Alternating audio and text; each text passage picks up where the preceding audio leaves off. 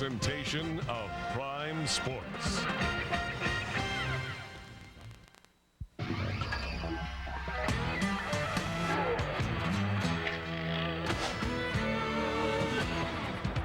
The Houston Aeros broke out of their early season funk against the Detroit Vipers to log their first home victory of the year. That was 6 months ago. Today, Dave Tippett lets his troops loose on the playoff-bound Vipers. It's top-shelf action and a little bit of fun. We're saving the best for last. It's the season finale next on Prime Sports.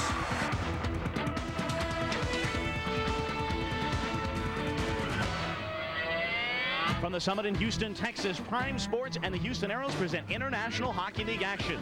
Tonight, the Aeros wrap up their regular season against the Detroit Vipers. A very pleasant good evening, everybody, and welcome to the Summit. Adam Gordon, Mike Greenlay. Game 82 for the Aeros and the Vipers. It all comes to an end. This game means nothing. The Aeros are not going to the playoffs. The Detroit Vipers are. But a couple of things to watch tonight.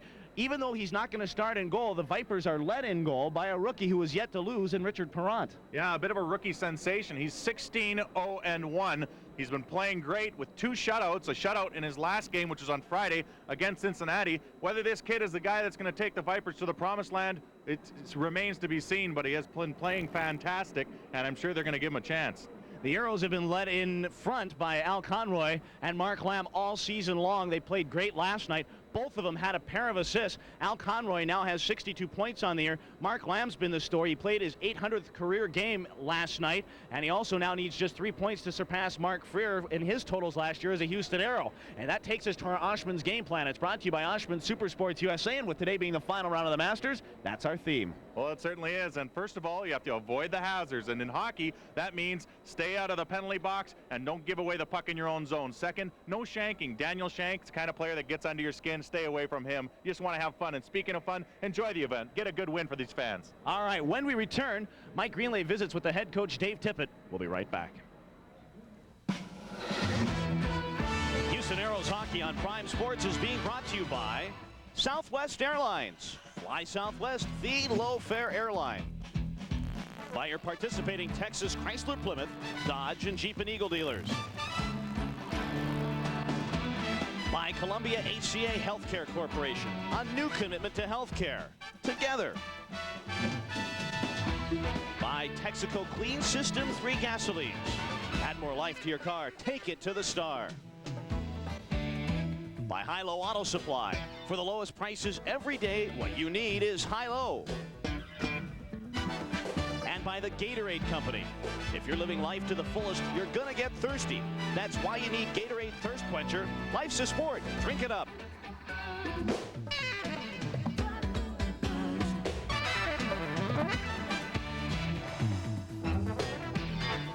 Back to the Summit, Mike Greenlay along with head coach Dave Tippett. And Dave, you look at tonight's game, and Detroit doesn't really need the win, and the Aeros don't need the win either in the standings. It's going to kind of a loose and fun game. What are you going to tell your players before tonight's game? Well, that's part of it. I mean, you basically the last couple games we've been playing as a team, playing for pride, and you know, there's some guys in there playing for jobs next year. But the biggest thing is to go out and have fun playing. And you know, we've talked about the only way to have fun, really, to truly have fun in this game, is to win. So that'll make you play harder. As a head coach, obviously your job doesn't finish after today. What course of action do you take as far as evaluating your players and talking to Aero management and stuff like that? Well, this next week we'll take a couple days, and I'll have individual meetings with each player and just kind of go over a little bit of the season with each guy. Then we'll probably break it down to the management and myself. Will probably have some meetings, just see which kind of direction we want to go over the summer, and basically finish up some stats, do a little bit of a analysis of each team, and then let's start getting ready for next year. Now, on a lighter side of things, you have a home up in Minnesota, and you like to spend the summers there. Do you think you see yourself spending a lot of time there this summer, or? Well, we'll see. It's I'll probably spend at least a good month around here. There's still a lot of snow up there, so no hurry getting back there. But yeah, we spend summers back there, and it's out in the country, away from the people for a couple months. So it's a good getaway. All right. Well, I wish you the best of luck tonight, and I hope you have fun in your last game of the season. Thanks very much, Green. All right. That was Dave Tippett, head coach of the Houston Aeros, and we'll be back to the Summit right after this. Back in the Summit, Adam Gordon along with Mike Greenlay. The Aeros and the Detroit Vipers as the regular season comes to a close. And let us take a look at tonight's starting lineups. They're brought to you by Southwest Airlines. Up front, the line of Lonnie Loach, Daniel Shankin, David Emma. Defensively, David Williams and Lee Norwood. In goal, it'll be Darren Madeley. His last game was on April the 5th, a 7-4 loss against the Atlanta Knights. He has a 3.20 goals against average. Looking at the Aeros starting lineup, brought to you by Southwest Airlines. Sylvain Turgeon, Al Conroy, Mark Lamb. Defensively, Gord Krupke, Mike Hurlbut, and Rob Dopson making his first start. He came in for Troy Gamble last night at the 7-minute mark of the first period. He has a 3.84 goals against average, and we are ready to go. Mark Lamb ready to take this face-off against David Emma. And Dave, the Aeros, with a win tonight, couldn't get it 500. They're 3-5 against the Vipers, but they've played well against Detroit. They match up pretty well against this Viper hockey club.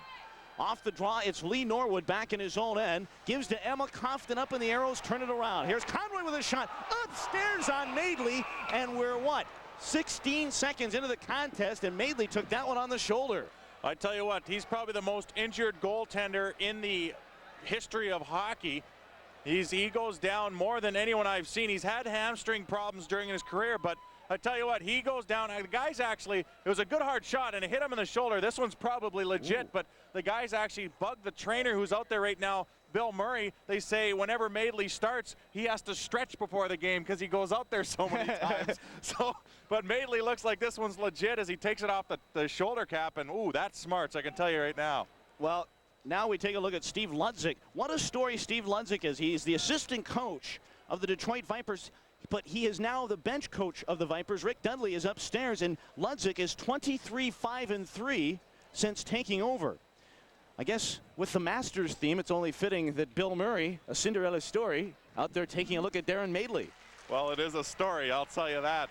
Bill Murray, a really good guy, good trainer, and that is a funny story. The guys are always ready to throw the jabs around. Dave Tippett, with the loss last night, cannot reach 500. 16-18-5 coming into tonight's contest. But what a job he has done, considering what he had to go through January 2nd. And he made a good comment. The next 2 weeks are going to be very interesting for him, I think, on a personal level, too. Find out what his situation will be, and also look at the team level and what they want to work on over the summer. What changes? What things do they want to keep? You know, all we've talked about are the changes Dave Tippett would talk about, but there's things he wants to keep. And the guy taking the face-off, Mark Lamb, is one I think they'd like to work on to keep. Almost definitely. He's been the most consistent Aero, that's for sure. Here's a shot right on. Madeley stopped it. It's picked up by Lonnie Loach and shot out at center. Shank in a foot race, but Hurlbut got back to chip it away. Krupke back in his own end.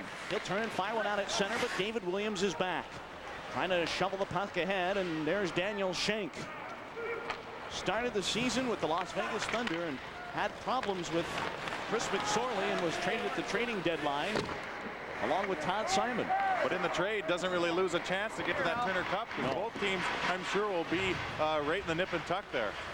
Puck is shot in by Carl Valamont, and back to play it is Phil Bourque. Back on defense. He'll fire one out at center. It'll go into the Aero zone, and Valamont is back. Wrapped one along, but couldn't clear. Savaglia cuts in, centered one.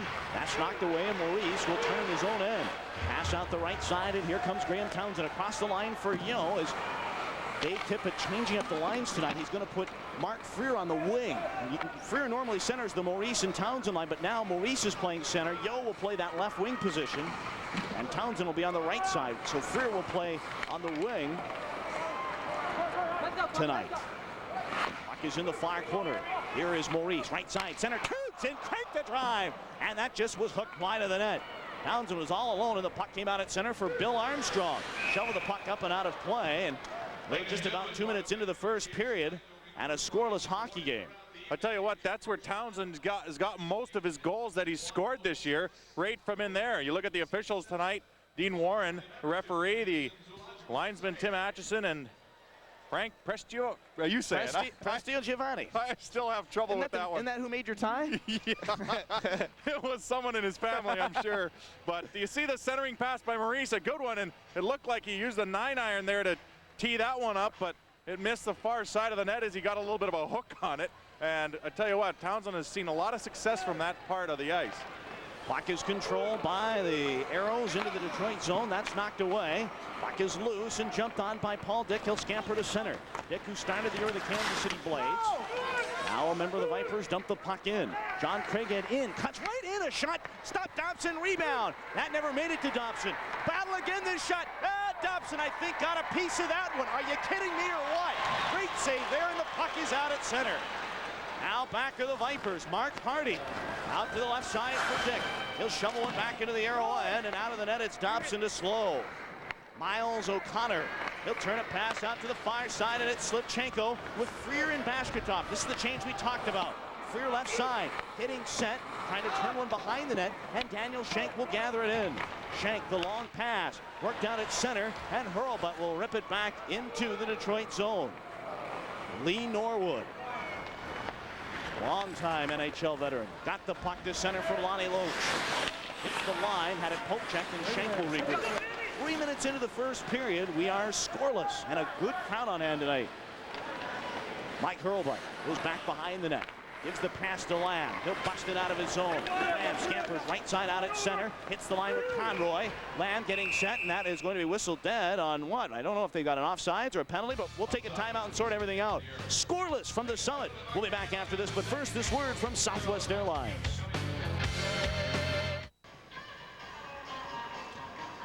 Scoreless from the Summit. And John Craighead tries to jam one in there. A good save by Dopson. Dopson ends up on his knees, and eventually Donatelli will get the puck over by the edge of the crease and jam one upstairs, but I think Dopson even got a piece of that one as well. So the face-off controlled by the Vipers and back in their end. Scoreless as the Vipers go back. It's Phil Bourque cranked one along the boards, and Savaglia, a rink-wide pass for Armstrong. Watched by Valimont. Now takes him to the corner. In behind the net, it's Steve Jakes. We're going to have our first penalty of the night. And I think it's coming to the Houston Aeros. It's going to be a holding minor, so our referee, Dean Warren, has the first penalty. It belongs to the Houston Aeros, and it belongs to Carl Valimont. Well, Carl Valimont got there in the corner and got the hold a little bit too much, but we'll see the Detroit Vipers power play this year so far. They're 10th in the league with 18%. Have seen marginal success on the road at 16.5%. Carl Valimont will get the first penalty of the game, and we'll see what that Detroit Viper power play is like. It is volatile. They've got Savaglia, Schenk, and Loach up with Mark Hardy and David Emma. The Aeros come out with Lamb and Conroy, Mike Hurlbut and Gord Krupke defensively. The Viper power play 10th in the IHL. The Aeros penalty killing is last at 19th. What a turnabout in 1 year. The Aeros penalty killing was best in the IHL last year, and this year it's dead last. Cleared the length of the ice, and Detroit is back. Darren Madeley slows in behind the net, and David Emma sets up with it. Emma make that a pass to Savaglia, came back to Emma, cleared out at center. Aeros turning around, Krupke to Conroy, trying to kick one ahead for Lamb, and here comes Conroy shorthanded. Al Conroy, right wing boards. He had the shorthand to go Wednesday night against Phoenix in this building, and now he feeds Lamb. Lamb's in with a shot, and Madeley a stick save. And the puck is rolled along the boards, and David Emma gathers it in. Power play down to a minute 23, and the Vipers back in their own end as the Aeros make a partial line change. They'll bring out Mike Yeo and Mark Freer for the second part of the power play, and it's David Emma out at center. Pass rink wide for Loach, tipped away by Hurlbut, and it goes right back toward the Viper end. David Emma turns it around, and it's taken by Krupke, and here come the Aeros in transition. Right side, it's Yeo, but Emma there trying to golf the puck away. They battle for it in the corner. Under a minute to go in the Viper power play, and here is Mark Hardy. Hardy, right side for Daniel Schenk, across the line. Schenk trying to move in, that was swept away, and right back out at center. Loach couldn't gather it in. Here come the Detroit Vipers. Out at center ice, Phil Bourque. Hits the line left side, getting set with the power play down to 38 seconds. Back to the line here is Bourque. Is to Loach, cutting down, waiting, slipped it down, make that Simon rather. That was knocked away by Conroy, want to go back down the ice. Aeros doing a fine job of killing off this power play, which is down to 20 seconds. Power play in for Carl Valimont as he's in for holding. Here is Shaw. Next one into the Aero end. Dopson trying to knock it down. Bill Armstrong had it. Rolled it for Dan Kessa. This is our first look at him. He's been battling injuries.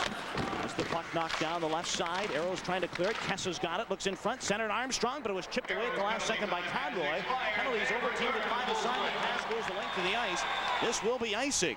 Coming up as the Vipers touch it, Phil Bourque draws the puck and holds on with 14-17 to go in the first period. And tell you what, Mark Freer's a guy that's been really struggling since the trade of Scott Arniel. Yeah, he's only averaged or managed a couple of goals since Arniel has been traded, but I don't think that has a lot to do with it. It's just the winding down. The Aeros had a pretty tough time right after the trade all the way through. And yeah, but you know, he has done some good things this year. I mean, leads the team in 3 shorthanded goals this year, and he's second with 203 shots and third with 31 assists. So I mean, he's put some numbers up, just not the kind of numbers that you normally see Mark Freer put up. Well, I like the idea Dave Tippett has of putting him up with Slivchenko and Bashkatov in hopes to maybe get him a little more creative tonight. And you've got a couple of creative guys there, so you got a really talented line. Well, don't kid yourself. I think Dave Tippett's doing a little bit of scouting of his own, trying to see who might be able to play with who. Even though it is the last game of the season, you know, he still wants to look and see what's going to happen for next year. I mean, so you're going to keep some of these guys for sure. Absolutely. Puck is out at center ice, and here come the Vipers. Clark Donatelli fakes, then lets it go.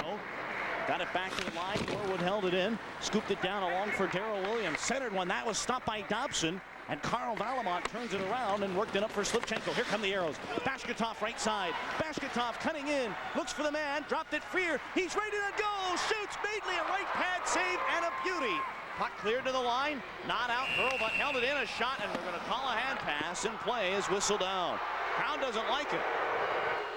Well, it was a great shot by Freer. And the Aeros just kept pouring into the zone, picking up the puck as it trying to keep it in the blue line, and did a good job of it, but a hand pass will negate everything else as Freer gets a great opportunity trying to jam one home. Madeley comes up with a good toe save, and eventually the puck is cleared up, and I think it was called on the Slivchenko with the glove pass, reverse angle to show you the shot, and a good save by Madeley. Maybe if Freer could have got that up about a foot, he might have beat him, as Madeley was down on the top of his crease, not really challenging that much. But a good save nevertheless. Puck is out at center. Aeros turn it around. Here's Graham Townsend. He nearly lost it to Shank. Townsend left side dumped it into the Detroit zone, and Madeley knocked it down, and here's Mark Carney in the corner. Flip one to Shank. Danny Shank motored to center ice. He's got Loach breaking, but couldn't find him, and Rob Dopson comes out to slow. 7 minutes into the first. We're scoreless. Here comes Graham Townsend.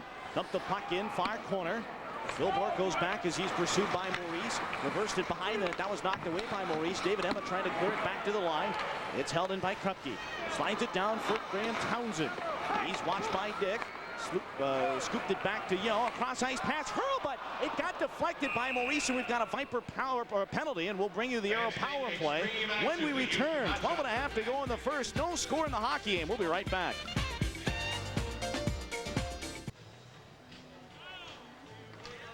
Welcome back to the Summit. No score. 12:30 remaining in the first period, but the Aeros will have a chance on the power play as David Emma goes to the box.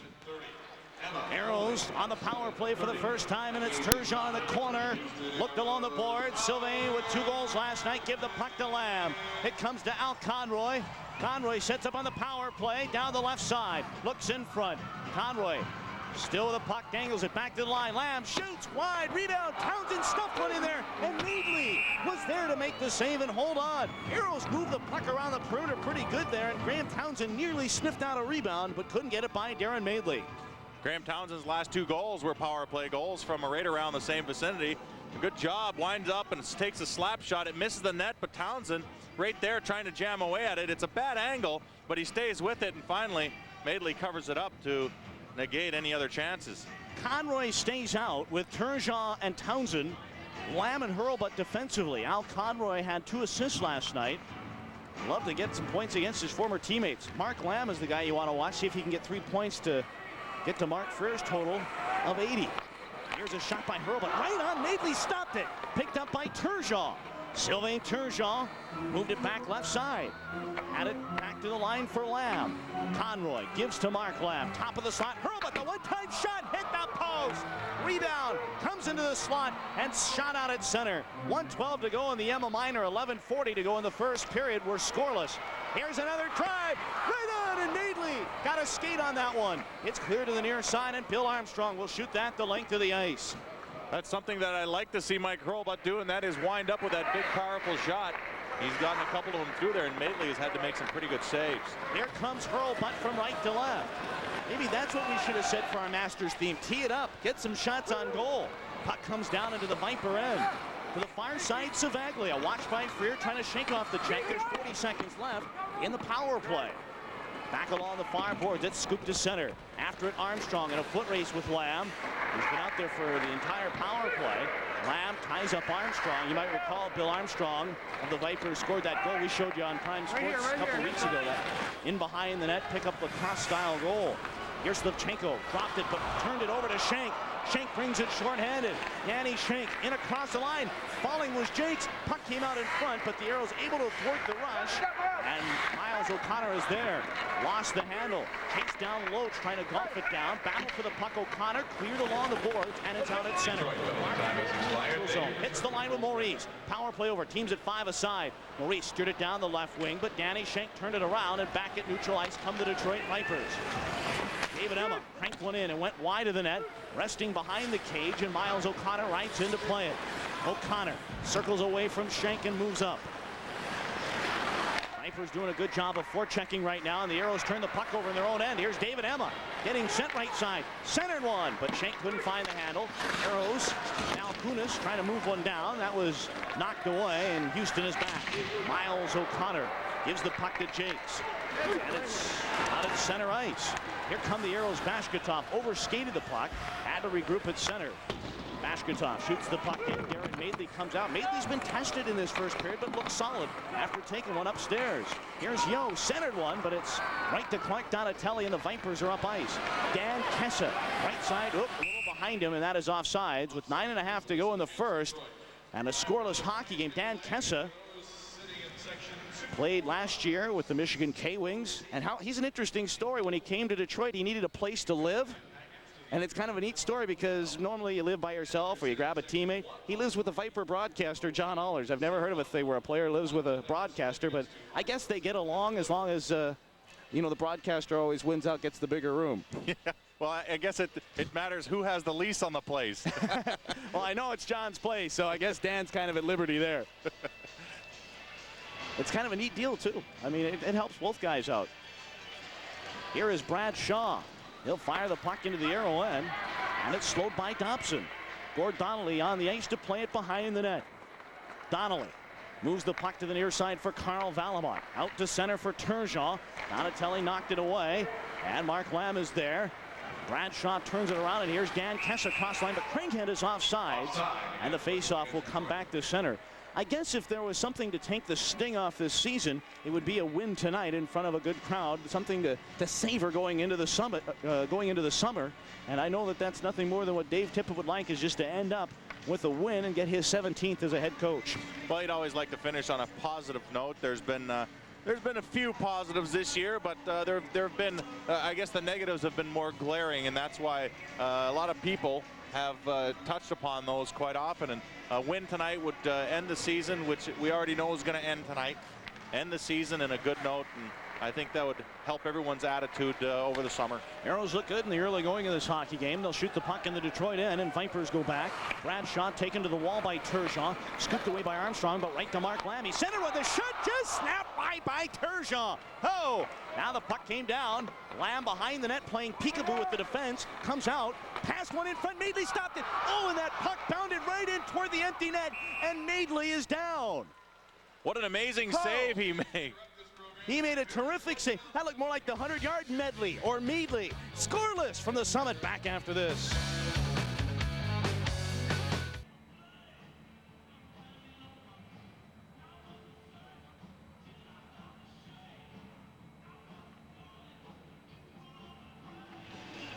Back at the Summit, no score, but the Aeros unofficially out shooting 12-2 on the Vipers, and A good save here. Madeley on the blocker scoops it out of the jaws of the twine as it tips off of his defenseman's skate. Almost a 1-0 lead for the Aeros.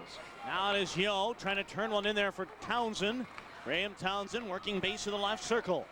Townsend wrapped up by Darrell Williams, gave the puck to Yo, hits the brakes, cuts in, looks in front, centered, and a penalty coming up to the Detroit Vipers. It'll be a hook, and the Aeros are going to go right back on the power play. Their last power play, not too bad. They didn't get a lot of, well, they got some good shots on the power play. They just couldn't beat Darren Madeley. They'll get another chance here. Well, David Williams for the Vipers gets a hooking call on Graham Townsend, and we talked about Graham Townsend, how hard he is to move from in front of that net. He's a big man, and the only way you can move him is to get the stick in between his legs and move him around, direct him, kind of cross-check him, hook him a little bit, try to move him around, but sometimes you get caught like David Williams did there. Or you can use a forklift. Yes, that would help. All right, face off to the right side of Darren Madeley. Freer with Slivchenko and Townsend. Hurlbut and Lamb defensively. Aeros have the puck off the draw. Townsend chipped it back to the line for Lamb. Getting set, teetering the blue line, just barely held it in. Here's Freer left side, cuts in, dropped it back. Hurlbut, one-time shot, Madeley stopped it. Rebound is loose, and the Aeros have got it. Slivchenko turning back right side to Hurlbut. Cranked it down to Lamb. Lamb has got a minute 40 on the power play. Back to Hurlbut. Here is Slivchenko. Tees it up, fakes. No, didn't like the way it was setting up. Now Hurlbut, the drive right on, and Madeley makes the save, and he'll hold on. So again, the Aeros showing patience, moving the puck along the perimeter and getting quality chances, but Darren Madeley making the saves. And Darren Madeley making the saves off of good hard shots. I think the Aeros are going to have to get some more traffic in front of them, because right now, even if it is a Mike Hurlbut slap shot, if he can see it, he will generally stop it. And right now, the Aeros, what they need to do is get some bodies in front of them, screen them a bit, and then it doesn't take a big-time slap shot to beat them. As we've learned from guys like Jeff Sharples, who now plays with Utah, traded from Las Vegas. He's the kind of guy who just takes a nice little wrist shot in and gets it in front of the net. His forwards jam it home. That's what the Aeros need to do right now. Off the face-off, it's Mark Lamb. Cuts one down, Slivchenko. Slivchenko sets up along the right side. Worked it down. Here's Freer. He had Lamb in front, couldn't get it to him. Puck bounds over to Slivchenko. Power play down to 1:20. Vadim Slivchenko sets up top of the right circle. Now lets it go in front. It was deflected. Loose puck bouncing away, and it pinballed over to Peter Savaglia. Savaglia at center. Trying to work it ahead. Hurlbut jammed it away, and Mark Lamb moves it up ice. Lamb hits the line, steers it for Townsend. Pulls up left side, worked it back, but he threw it off the skates of Savaglia, and it's cleared to center. Mark Lamb. A rink-wide pass for Vadim Slivchenko. Steered for Freer, but Mark couldn't find an angle to get it on goal. Freer reversed it down for Slivchenko. 49 on the power play. Slivchenko to Mark. Freer cuts in, centered land, shoots! Oh, what a save by Madeley! A terrific stick save by Darren Madeley. Oh, he silenced the Lambs there as Mark was in there, but a terrific save. It's still scoreless. Mark Lamb didn't get all of it on that one as Daniel Shank held him up a little bit in front. Mark Lamb's trying to follow through, but you see it was just like a little push there, a little putt. It looked like, you know, we're talking about the Masters. That looked like he just came up short because Daniel Shank had his stick and Mark Lamb just couldn't force the follow through. You got to follow through on your shots, Adam. Yes, even on your putt. In golf or hockey. All right, Madeley covers up another one, and he will hold on. What a great start to this hockey game. Some intense action in front of the Viper cage, and Darren Madeley up to the task. Is the question mark with this Viper team is merely the goaltending. I think they've got the team that can go very far in the Turner Cup playoffs, and Steve Ludzik and the head coach Rick Dudley both know that. I just think that the question now would be the goaltending.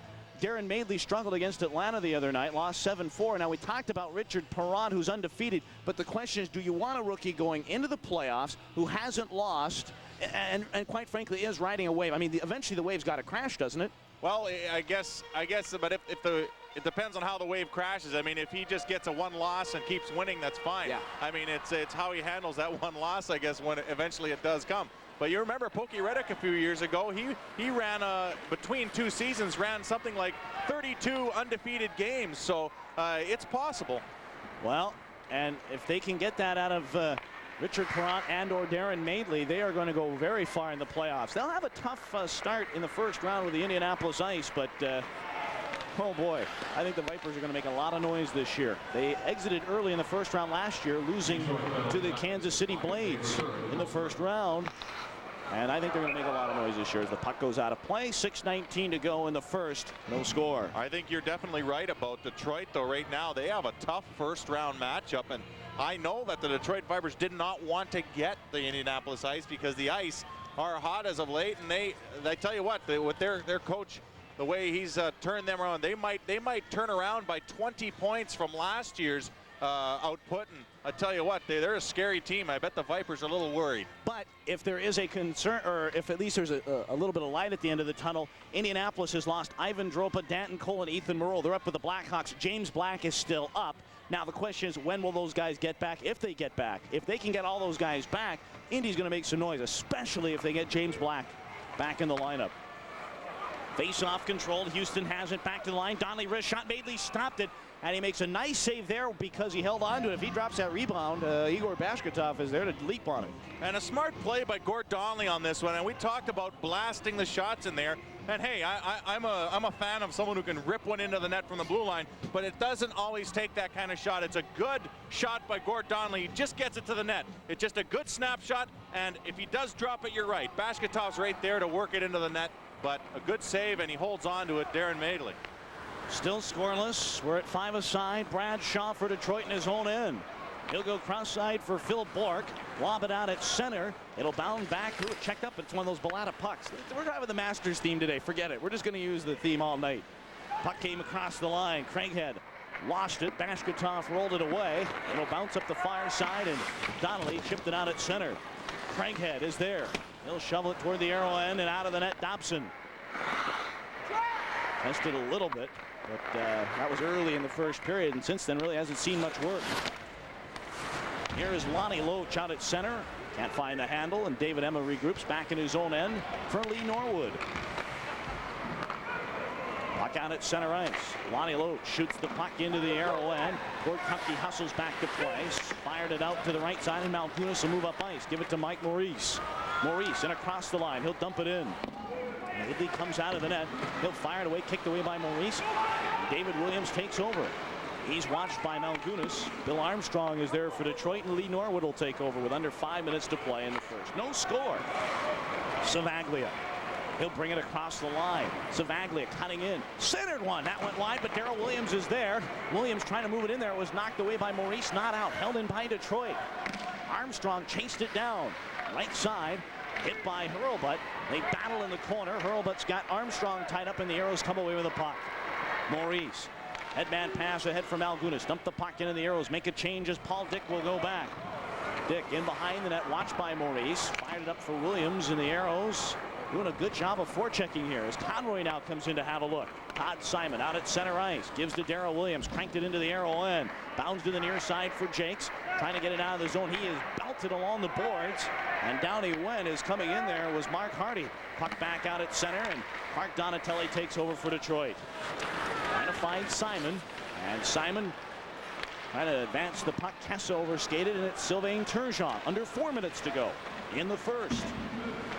Nothing tie. Both teams have had some chances. The Aeros have had more of them.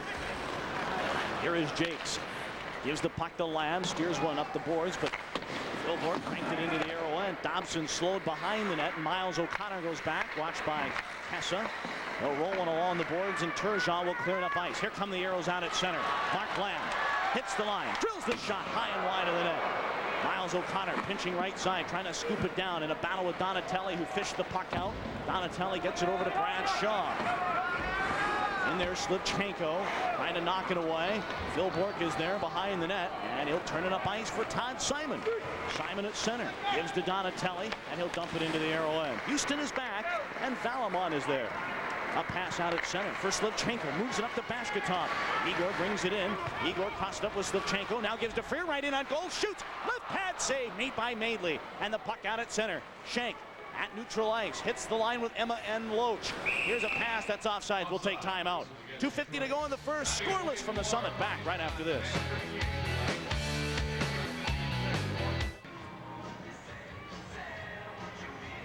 Back at the Summit, there's still no score as the Aeros really dominating everywhere in the ice, and Freer gets a good chance to get the goal, but a good save by Madeley. He stands his ground, and although he's back a little bit in his net, he still gets that pad out. Really doesn't give up a lot of the net, and on a sharp angle like that, you don't necessarily have to be out as far as there's not as much net to shoot at. Right now, Madeley with 17 saves. Dopson's only seen 2 official shots, and I tell you what, the Aeros really doing a good job of peppering Madeley, but he's been the man. They've been the wall this first period. What are we doing, Pink Floyd songs now? Puck is back into the Aero end. I changed themes on you. Oh, it's theme night at the Summit. Aeros have the puck. It's Gord Donnelly. He'll fire one up the boards. It'll go the length of the ice. Icing indicated as Detroit will go back. David Williams will catch up, and that'll be icing on Houston, and the faceoff comes back into the Houston zone. Stay with us in the first intermission. We'll have highlights and stats, and the president and general manager of the Houston Aeros, Steve Patterson, will be stopping by. Well, there's Daniel Shank if you're watching the game on Prime Sports, and he's always been the kind of guy that can get under your skin.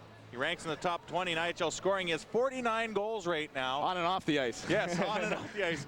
And I tell you what, he has 49 goals. He had like 47 goals with like 7 games left. He kicked one in, I guess, to get 47. 48 and 49 were empty netters, and he's got tonight to try and get his 50th goal of the season. Always a kind of a benchmark for players when you get up that high. And right now, with only 2 shots on goal by the Detroit Vipers, it doesn't look like they're doing very good to get towards that. Well, last night in Orlando, the story, of course, was Craig Fisher with 74 goals, trying to get 75 to tie Dan LaCours back in 82-83, who had 75 goals. And I was talking with Dave Tipp. I said, it sure didn't seem like Fisher played a lot last night. He says, well, that's because he was hanging around the red line all night, and you never saw him in the play. And it's true. I mean, he wanted to get those goals. I hope the guy gets the goal. I mean, I'd like to see him get it. He needs 2 goals in his last game. To set the record. Yeah, to set the record. 1 to tie. I'd like to see him get it, too. Yeah. Here's a puck out at center. Shot into the Houston zone. Valimont hustles back to play. That's knocked away by Kessa. Jammed to the corner. Valimont kicked it free. Lunged on by Townsend. And back are the Detroit Vipers. Craighead wrapped one into Houston territory. Dopson knocked it down. And Donnelly ripped it along the boards. Yo trying to clear it. And Craighead is there. It came out in front, and Valimont bounced it to center. Here comes Graham Townsend. Across the line. Townsend in. Shoots. Huge stop by Madeley. I thought that might have hit the post. That kind of was at an angle the way I was looking at it. They came square up, but I think Madeley got to it, and he will hold on to it. Darren Madeley so far this game has really played very loose. Makes a save, a good pad save off the toe. It comes back and he just covers it up. And I tell you what, he's been playing very, very agile right there. And as I said, he has had problems with his hamstrings and groins and has to be stretched out before every game. And he's really moving around well out there. He's made unofficially 18 saves in this period. The Aeros really bombarding the Detroit Vipers. Face off to the right side of Madeley, Lamb, Turgeon, and Conroy. For those of you watching on Prime Sports, you can see how Conroy lines up at the left point. This is Dave Tippett's alignment he's been using now for the last month or so, where he brings a winger back, because then you got a guy that's a little more creative with the puck off the draw. And the way Lamb has been on the faceoffs all year, it works as Conroy lets it fly right off the hop. And it's cleared and picked up by Detroit. Shoveled at center, knocked away by Hurlbut. Here come the Aeros. Turgeon trying to advance it into the Detroit zone, but it was tipped away. Hurlbut is at center. Watched by Shank, but he worked the puck ahead to Lamb. Steers it to Conroy. Dropped it for Turgeon. That was knocked away by Loach, and Emma moves it up ice. Here come the Vipers 3-on-2. Across the line, Emma gives to Shank. Waited on goalless. Loach shoots, and there was Dopson the save, and he will cover up and hold on. Lonnie Loach moving down the left side, and the former San Diego goal had a great chance down the left side, but there was Rob Dopson to make a stop. Well, Lonnie Loach and the Detroit Vipers get down there on a 3-on-2. Dopson makes a save. The puck's jammed towards the front of that, and Dopson will cover up. But that's the thing about the Detroit Vipers. They have the ability to turn it on in a second like that and maybe get a good scoring chance, as they did right at the end of the period. And the Aeros have bombarded Madeley with shots and haven't got a goal yet. That's the thing about the Detroit Vipers. Although they're not playing a strong game, they can always hurt you. Shot by Shank, deflected away and out of play. 1:21 to go in the first period, a scoreless hockey game. Rob Dobson's last start was March 20th versus Indianapolis in a 4-3 loss in a game that he said he even admitted he didn't play as strong as he could. But last night, of course, he played in relief of Troy Gamble. In 53 minutes, he made 15 saves on 17 shots. Off the draw, here are the Vipers with a shot. Ooh, that just skates by Rob Dopson, but it was wide of the net and out at center ice. Aeros have it. Lamb trying to advance it, could not, and it's taken away by Shank. Shank's right in on goal, shoots. Oh, Dopson challenged with a good save. Puck is in front, and the Aeros come away with it. Out Conroy, out at center, across the line to Lamb. We're down to the final minute of the period, scoreless. As Rob Dopson a moment ago, a terrific save. Turgeon, right side, gives to Conroy. Conroy at the point, Turgeon's in, shoots, and he cranked the bullet wide of the net. That was more like a heat-seeking missile he let fly, and the puck went wide, and here's a penalty coming up to Miles O'Connor. Puck out left side, across the line, Bourque, line shoots upstairs, Dopson, Aeros have it, and a penalty coming up to the Houston Aeros. 35 seconds to go in the period where scoreless. Vipers will be on the power play. Miles O'Connor drags down his ex-teammate and Daniel Shank on the back check. Miles O'Connor in the zone trying to get a scoring chance, and in the back check hauls down Daniel Shank. Miles O'Connor pulls down Shank, who just finished making a pass, and will get the hooking penalty.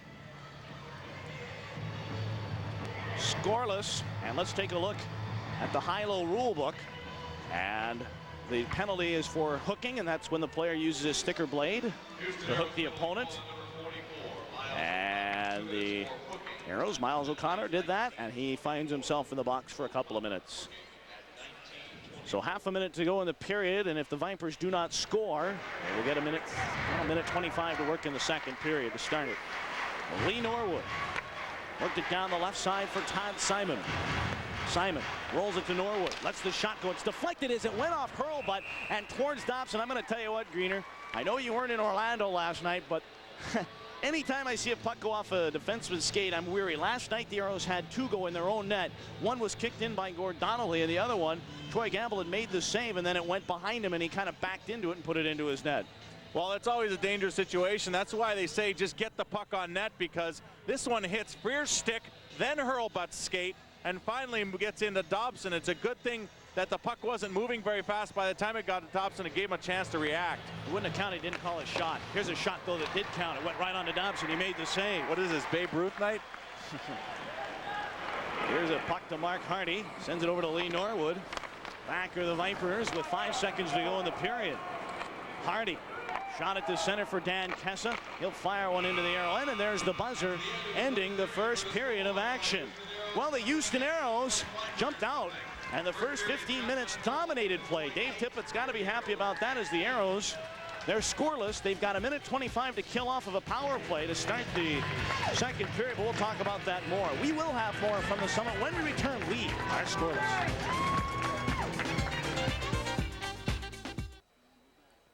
Back at the Summit, along with Mike Greenlay, I'm Adam Gordon. The finale from the Summit, and at center ice, they're presenting the 700,000th, 800,000th, and 900,000th fan pendants from Diamond Cutters International. And then up in the stands, I think the 1 millionth fan is getting something really special, a pendant. But the pendants are made out of, I think, depending on what number fan you are, one's rubies, one's got diamonds, one's got emeralds. Yes, yeah, they're definitely split up there, and they're really beautiful. I've seen them. They're in an Aeros logo and all with nice jewels in them. You should see them. They're sitting in your house. You had to bring them back. I didn't think you were ever going to return them. Fans, the Houston Aeros Charities, in conjunction with Rhino Marketing and the Houston Aeros Hockey Club, are proud to announce that the NHL will invade the Summit in Houston on Saturday, September 21st. You can see the high-flying Pittsburgh Penguins battle the record-breaking Detroit Red Wings. Now, tickets are on sale next Saturday, April 20th at 12 noon at the Summit box office and all Ticketmaster outlets. That includes both the Willowbrook and Sugarland aerodromes. Don't miss the chance to see the exciting matchup. You can see Mario Lemieux, Jaromir Jagr for Pittsburgh against Sergei Fedorov, and I hope Stevie Yzerman will be there. I talked about Chris Osgood, who's had a terrific year on goal for the Detroit Red Wings, and you can get all that April 20th, beginning April 20th. Get your tickets. It's NHL hockey at the Summit, and I'm looking forward to that. It should be a good game, a lot of fun. All right, we are in the first intermission, and we will be chatting with Steve Patterson when we return. No score. We'll be back after this.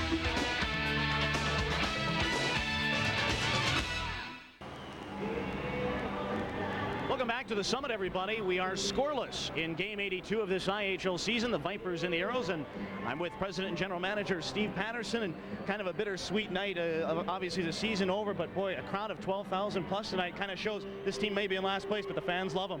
Well, actually, it just goes to show how much Houston loves hockey. We've seen tremendous growth in hockey all throughout the South and in Texas, and we really appreciate all the great support we've got from the fans, not only here in Houston, but throughout the rest of the state and the five-state area that Prime serves. Now, last year, the Aeros had terrific success on and off the ice. How much from an organizational standpoint have the Aeros learned between this year and last year?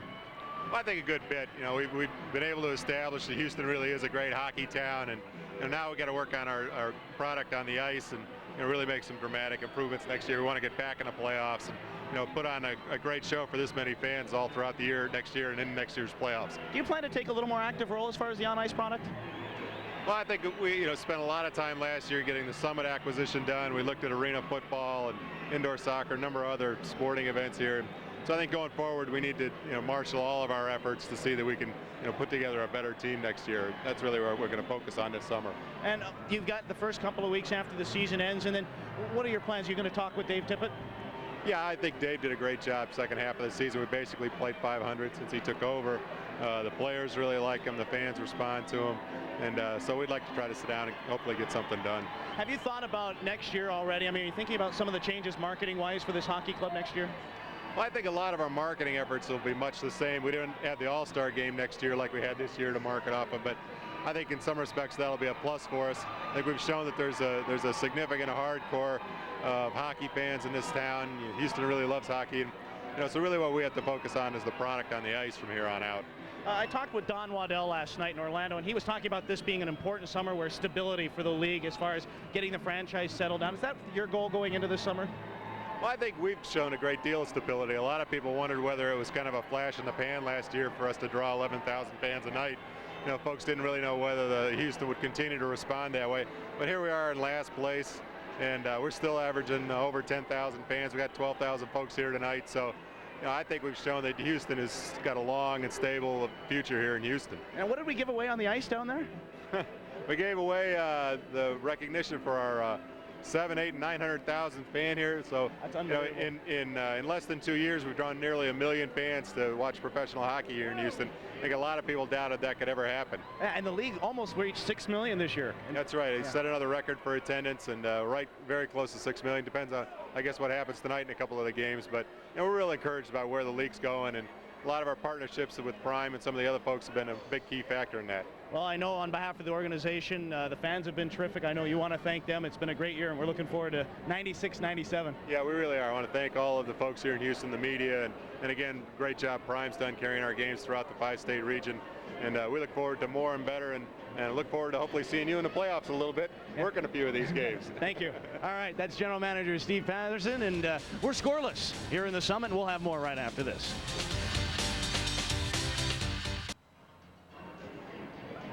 Back in the Summit, first intermission, scoreless, Vipers and Aeros, and Mike Greenlay joins me now. And, well, the story of that first period had to be the goaltending of Darren Madeley. Well, there wasn't very much scoring, none to be exact, so you have to look at the goaltenders, and Darren Madeley certainly made quite a few saves, a lot of them beauties. Yeah, 19 saves to be exact, and we'll take a look at a couple of them right now. Oh, why not? There's a few of them, and actually right here is a good backdoor play, and it actually was a benefit to Madeley to have Shank there stopping Mark Lamb from jamming this one in. Mark Lamb normally would have that one in the back of the net, but a good defensive play. Madeley even getting help from his defenseman, and then Mike Hurlbut, who'd had, I'd say he had about 3 or 4 shots that period alone. That was one of them, a good one-timer there as he blasted it, and Madeley took it very nicely off the blocker and cleared to the corner. And then finally, another good save by Madeley. This one, a backdoor play as well. It actually goes off the toe of his own defenseman, and he jams it away with his blocker, using every part of his body that period. Yeah, now Madeley wasn't the only one. Rob Dopson faced 8 shots and stopped them all as well. Yeah, and this one he really challenges well as he comes racing out. Shank I'm surprised Shank didn't do something else. Shank had his head up on the play, and he didn't try and go around Dauber. He tried to beat him low along the ice, and Dopson got his pad on it. A good save on the challenging. You talked about Mike Hurlbut, and you were close. He had 5 shots on goal, and a lot of them came on the power play. And, you know, tonight we're seeing things that I think Dave Tippett's been looking for all year, and especially on the power play, the way the Aeros have moved the puck. Well, yeah, they are moving the puck around well, and the thing is, they're taking the shots when they have them. They're not trying to force the play. They're not trying to make plays that are just too pretty. They're doing the nice, ugly things, and that is just take a shot on goal and look for the rebound. They've been doing a lot of that. Unfortunately, Madeley's been sharp the whole period. Well, these haven't been ugly. The Chrysler stats, first period stats, and they're brought to you by your local Texas Chrysler Plymouth dealer. 19-8, the shots on goal in favor of the Houston Aeros. Aeros 0 of 2 on the power play. Vipers 0 for 1. The Aeros with 14 faceoffs, 11 for the Detroit Vipers. Both teams 2 penalties for 4 minutes, and a very strong period by both hockey clubs, especially the Houston Aeros, where you've been looking for a little intensity on the offensive side, and really everybody, I thought, chipped in that first period. Yeah, everyone played very well. They stuck back in their own zone, helped out their own defensemen. Something that has hurt them this year is forwards leaving the zone a little too early sometimes. And so we saw a lot of support by every member or every section of that squad. So it was good to see. Well, hopefully we'll see more of it. Second period is up next. We are scoreless from the Summit. Here come the Aeros. Back after this.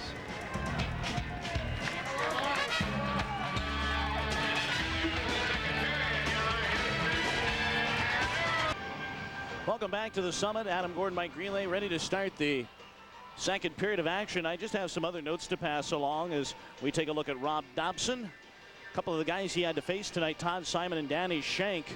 Kimberly Johnson tracking ice times for me. Todd Simon skated 5 minutes and 40 seconds, so not a lot of ice for him. And Danny Shank 8:13. And Todd Simon, their leading scorer, a guy that, you know, hey, this game doesn't mean anything. They'll use him limitedly, I think, and make sure he doesn't risk injuring himself.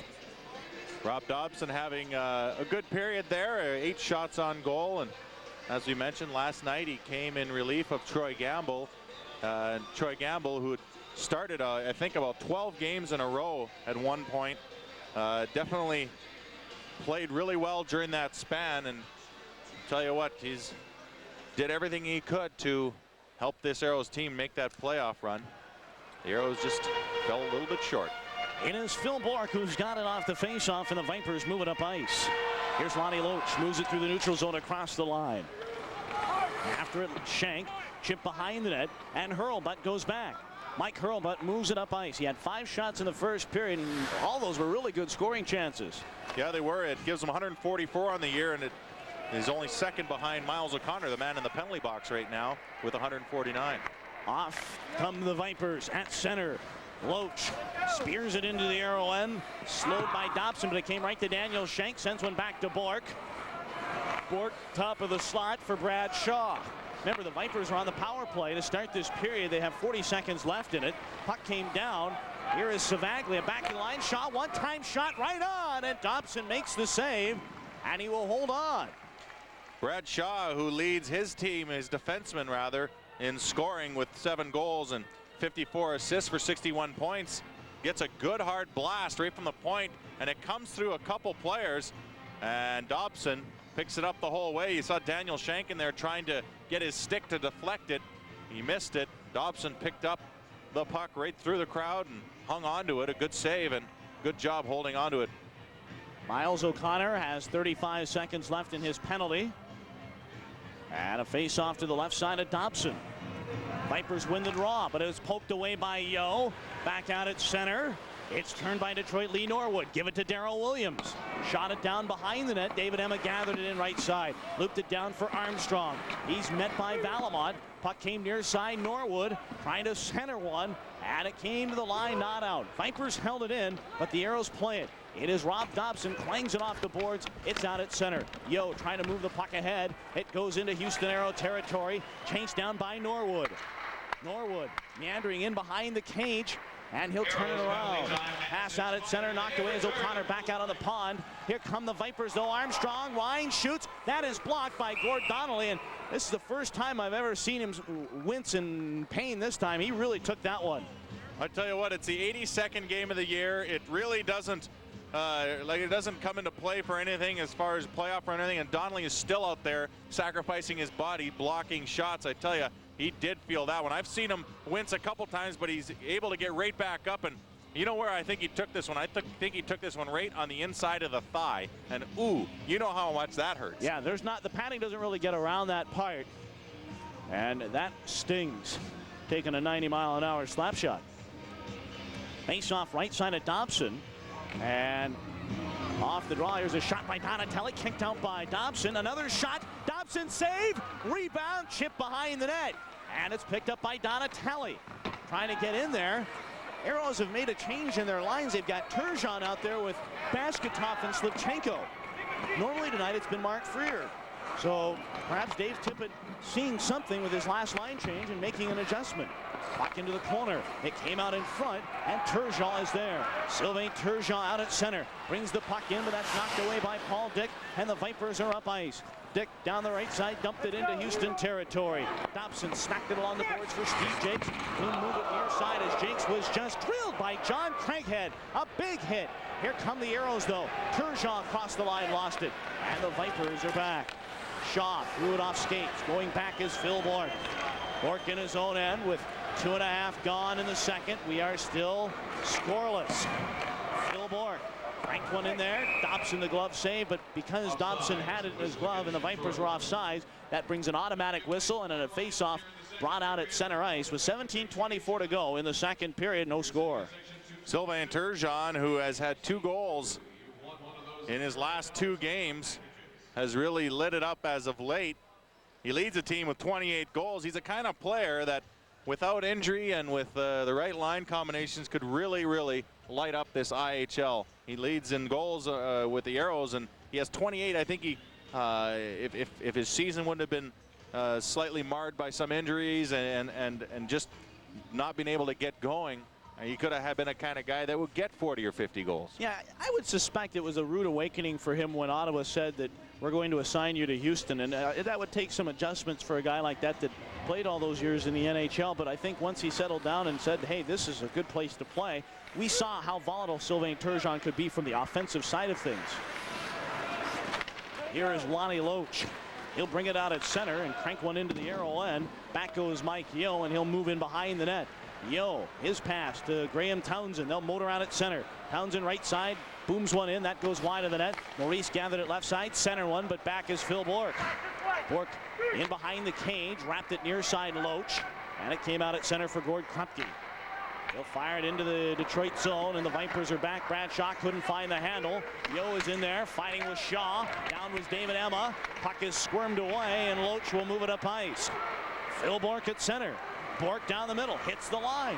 Bourque getting set, centered one, but the Aeros have it. They're up ice the other way. Maurice trying to get away from Shank, and Shank got back to knock it away. Puck along the right wing boards, and here come Detroit. Emma hits the line. Loach right in. The pass. Loach shoots. Hit the post. Loach cranked it off the iron. Loach again shoots. Great save by Dopson. And then he stands on his lips again with a terrific save. Oh, Rob Dopson with 3 outstanding saves. Another drive was smacked wide of the net. So Rob Dopson, terrific in front as he was all over there and making some fantastic saves, and the Aeros clear the end. Dopson just standing on his spleen to make the stop, and here come the Vipers again. Right side, Savaglia, tied up by Valimont, and the Aeros are away. It is Turgeon through the neutral zone. Hits the line, dropped it for Lamb. Lamb is cutting in on goal, centered. Donnelly shoots. That's deflected by Darryl Williams, but cuts to the near side. Now the Vipers have it. It's clear to center, and back go Houston. It is Donnelly trying to get it out of the zone. It goes back to the Viper blue line, turned away by Paul Dick. 4.5 gone in the second, still scoreless. Some intense action though from the Summit. Puck down right side, chip behind the net. Dopson was able to knock it down, and the Aeros will try to clear. It's worked up the boards. Lee Norwood trying to move it around Conroy. It's finally cleared out of center. Turgeon's got a lane. Sylvain Turgeon across the line. He's up, shoots, made the stick save. In behind, Williams fighting with Turgeon. It's loosened up, and away the Vipers come. Lee Norwood bounced it out at center, and Houston goes back. Jakes with 5 minutes gone in the second period. It is O'Connor. Skiers one, Slivchenko in. The shot just went wide of the net, and the puck His bounce to the line, not out. Norwood cranked it to center for Simon. And Simon turned it around, but the Aeros get it right back. It's Jake's a pass, thrown off the skates of Dave Williams, and out of the net, it's Darren Madeley. Here come the Aeros, right side. Egor Bashkatov in there, working on Todd Simon. But Simon says, I've had enough of that, and he moves it out at center for Craighead. Craighead across the line, shoots, deflected away by Miles O'Connor. Now Krupke steered one to the right side, and here come the Aeros at center. Slivchenko, he's got some room. Slivchenko across the line, center, tipped away though by Donatelli, and he'll move one out. At center for Craighead. Craighead hits the line. Craighead right in on goal. He shoots. Dopson save. Rebound. It's chipped away. We are seeing a goaltender's duel. Grab the Sabres, folks. It's at 20 paces. They're back and forth. Here come the Vipers. They'll turn it around. And Craighead moves it out at center. It'll go down the ice. Icing indicated if O'Connor gets there. He's there. Icing the call. We take timeout. Scoreless from the Summit back after this, but first this word from Southwest Airlines.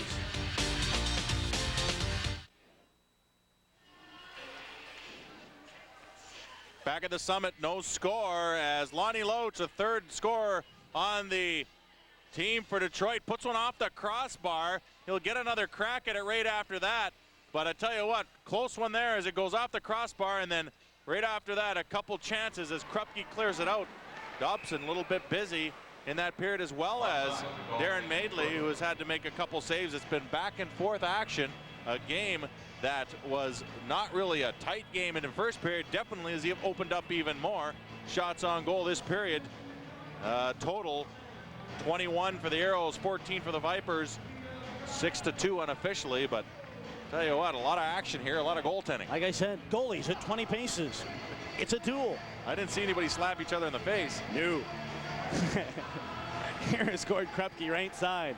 He'll turn one through center, trying to bring it around. Bourque knocked it away, and here come the Vipers. Shanks got it right side. Shoots. Dopson the save. It bounced out of his glove, but wide of the net.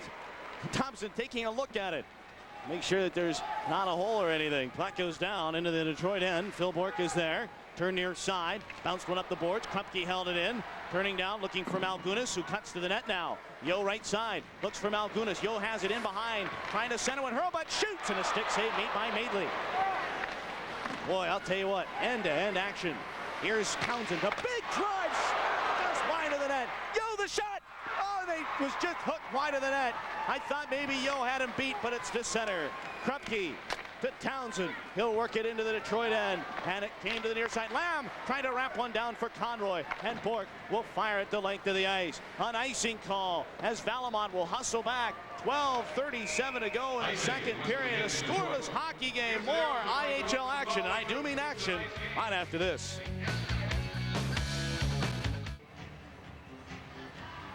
Back at the Summit, we're almost midway through the game, and there's still no score as a good shot by Hurlbut is partially blocked by Brad Shaw, and Madeley steers it to the corner. But I tell you what, he has seen a lot of tough action this period alone. He saw a lot in the first period, and he's getting a little bit of the same in the second. Dopson called on to make more saves in the second as well, and good goaltenders battle. I always like to see that, a lot of action. You know, the games between Detroit and Houston have usually been pretty physical contests, but tonight, not really. It's been wide open. I think because both realize that the game doesn't really have a lot riding on it. They just are going out, playing it hard. It's good hockey, though. Not too bad. Here's Lamb the other way, getting set right side. Lamb tied up along the boards by Hardy. There's Darryl Williams taken to the wall by Turgeon. And Bill Armstrong gathered it in behind that, wrapped it to the line. Valimont held it in and smacked it down low. Armstrong tied up by Conroy, but the Vipers are there. Paul Dick gives to Darryl Williams. Shot out at center, missed Armstrong. Aeros turning around, Lamb lunging for it. He'll bring it across for Turgeon. Shoots, and that was right on, and Madeley the save. Lamb shouldering in there with Paul Dick. After it, Turgeon fires one to Lamb, back to Conroy. He sets one over to Donnelly. The shot just went wide of the net. Aeros playing tic-tac-toe pretty good there. Hardy and Turgeon battling right now. Passes to the line, Donnelly held it in. Long shot deflected, and the Vipers couldn't gather it in. Here's a centering pass, and Turgeon couldn't get a stick on it, and Detroit is out at center. Armstrong hits the line. Armstrong cutting in, center to Bagley and shoots. Oh, what a save by Dopson! Oh, terrific traffic. Rob Dopson in front. It turned into a 2-on-1 as Turgeon was late getting back as that second man. And a good scoring chance for Armstrong. And Armstrong makes a good feed under Valimont, and Savaglia finds the puck underneath of Valimont. Valimont makes the right play, forces Armstrong to pass the puck across, and he almost blocks it, but Savaglia chips one into the net, towards the net, and Dopson makes a good save on that one. face off to the right side of Dopson. Donatelli back to the line for Norwood. Getting set, shooting, deflected by Slivchenko. This could be a 5-5 game, folks. But instead, nada. Here's Kessa, shoots, right on, Dopson the save, and a rebound comes out. We're gonna get a penalty on the Houston Aeros. O'Connor to touch, and we are going to get a holding minor on the Houston Aeros, and the Detroit Vipers are gonna get their second power play of the night with 11-12 to go in the second period, scoreless.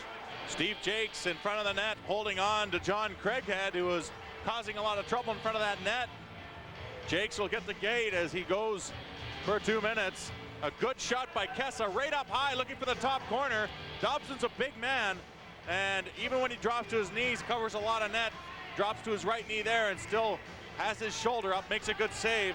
The penalty in front of the net, as he's making the save, Jakes is holding on to Craighead. Otherwise, Craighead maybe jams that one home, or at least gives Dopson a little more problem than he did, and so Jakes will go to the box, and Detroit Vipers will have the power play. Face off right side of Dopson. Vipers move it down the left side. It's Lee Norwood on the right wing boards. I said it was their second power play. Pardon me, I forgot the one they got late in the first. This is their third power play of the night. Emma, top of the slot. Give it to Simon left side. Sets up along the left wing boards. Simon looks it down, sets one up, and it's intercepted by Maurice. Make it Freer now. It's Freer out there, taken away by Yo. Yo across the line, short-handed, rated on goal. Great save by Madeley. And then Yo was spun down to the ice. Here comes Loach. The pass out at center. Hits the line. Simon Shank right in for Loach, who was behind him. It came back in behind the net for Todd Simon. Simon gives to Loach, back to the line, the shot by Bourque right on, Dopson save, and Valimont was there to take it away, and he'll crank it the length of the ice. 1:10 to go in the second period. No score. Here comes Shank. And that is offside, and they'll bring the faceoff back in the Detroit end. 1:06 left in the Steve Jakes penalty. No score in the hockey game, and boy, Todd Simon, what a great acquisition he's been for the Vipers. It's his first season in the IHL. He spent the last three pretty much between the Buffalo Sabres and their minor league team in the American Hockey League, and he has 268 points in 192 American Hockey League games. This year in the IHL, he ranks 4th with 109 points, really lighting it up. Came over from Las Vegas, and a pretty good acquisition for the Detroit Vipers. Don't be too surprised if you see those two teams going at it. He's tied for 5th in league scoring with Mark Beaufait of the Orlando Solar Bears, both with 109 points. The difference, Todd Simon 45 goals, Mark Beaufait 30. Off the draw, the Vipers have it, and 57 to go on their power play. They'll crank one into the zone by Savaglia. Aim to the near side, Conroy trying to loosen it up. Rolled along the boards, it's chipped out at center ice, and Detroit's got it. Here is Savaglia. He'll send it back to Phil Bourque as he's watched by Al Conroy. Detroit in their own end. Shaw, forecheck by Conroy, swept it away, trying to pursue it, but Phil Bourque is there. Bourque pursued by Lamb, and it's out at center ice. Here comes Armstrong, hits the line with Savaglia and Kessa. Armstrong pulls up, back to the line. Shaw to Armstrong, looped it down with 20 to go on the power play. Back to the line at Shaw, the drive wide, picked up Armstrong, gives to Savaglia. Savaglia, the shot, one-time shot, pinballed away. Armstrong centered to Savaglia, cuts in, shoots. That's deflected away. It never made it to Dopson. Back to the line. Here is Shaw to Bourque. Power play down to 2 seconds. Shaw, the shot right on. Glove saved by Dopson, and Swartz beside him and wide of the net. Penalty is over though. Teams at 5 aside. Hurlbut takes the puck, and he'll shoot that the length of the ice. An icing call coming up, but the Aeros will take it as Bourque will go back, and icing is a call. Take time out. 8:57 to go in the second period. The Aeros nothing, Vipers nothing. We'll be back right after this.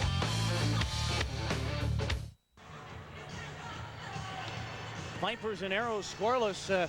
A lot of shots. I am really surprised by the fact that we're scoring. This could be a 5-5 game. It very easily could be, and it's what you called earlier. It's a goaltender's battle, and I love these kind of games.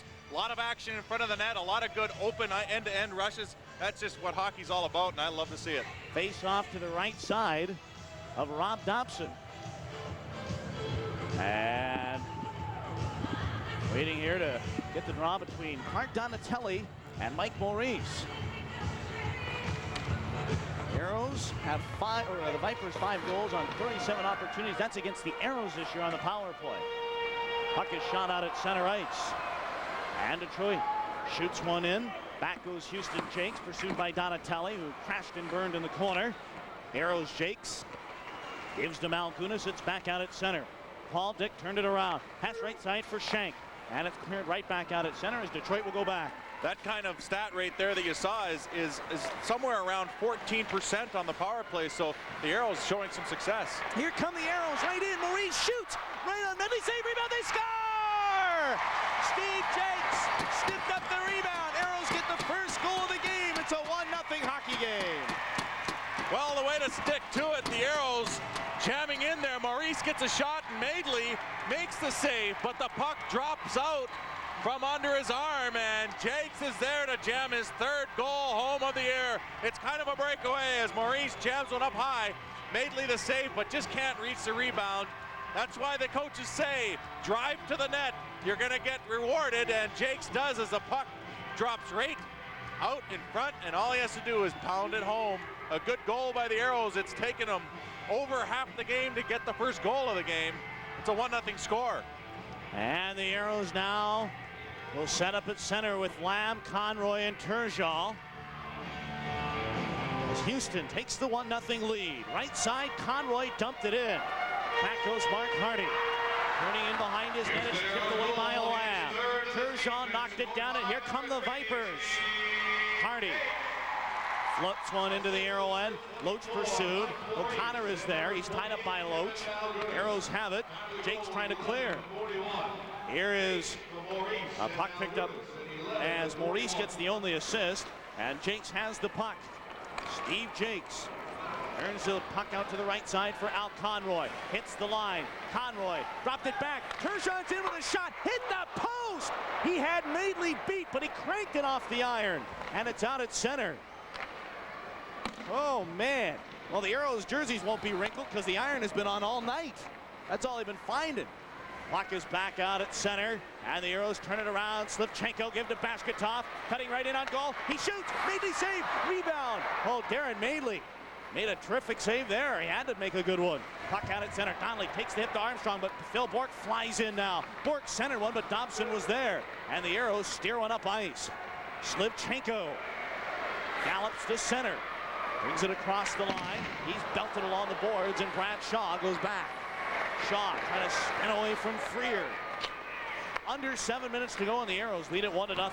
Puck goes back. Gord Donnelly in his own end. Donnelly turns a pass. It missed everybody. It'll sail back into the Detroit end. It is 1-0 on Steve Jakes' goal. And the Aeros, Steve Jakes has his third of the year. He's been terrific this year, Jakes has. Here comes Freer, the other way. Long shot wide of the net. And it's cleared out at center for Kessa. Dan Kessa, bring it across the line, makes the move, lost the puck. Aeros clear it to center. Heads up, Phil Bourque nearly took the head off of Tim Atchison, but he got out of the way of that one. Now, Malgunas trying to bring the puck in. It's picked up by Hurlbut. Bring it across the line. Shoots. That's deflected away. Hurlbut's having a terrific hockey game tonight. Puck down low. Aeros fighting for it in behind the net. Here's a chance. Maurice wrap around. Stopped by Madeley. Rebound. And Madeley got a piece of that one. They're not going to get him as he's down to cover up, and he'll hold on. 6 minutes to go in the second, and the Aeros lead it 1-0. Well, Madeley's getting peppered more and more as the game goes on, and continues to make good saves. The only one that really beat him was the Jake shot, and this one almost beat him too. Listen to this one as Turgeon blasts one.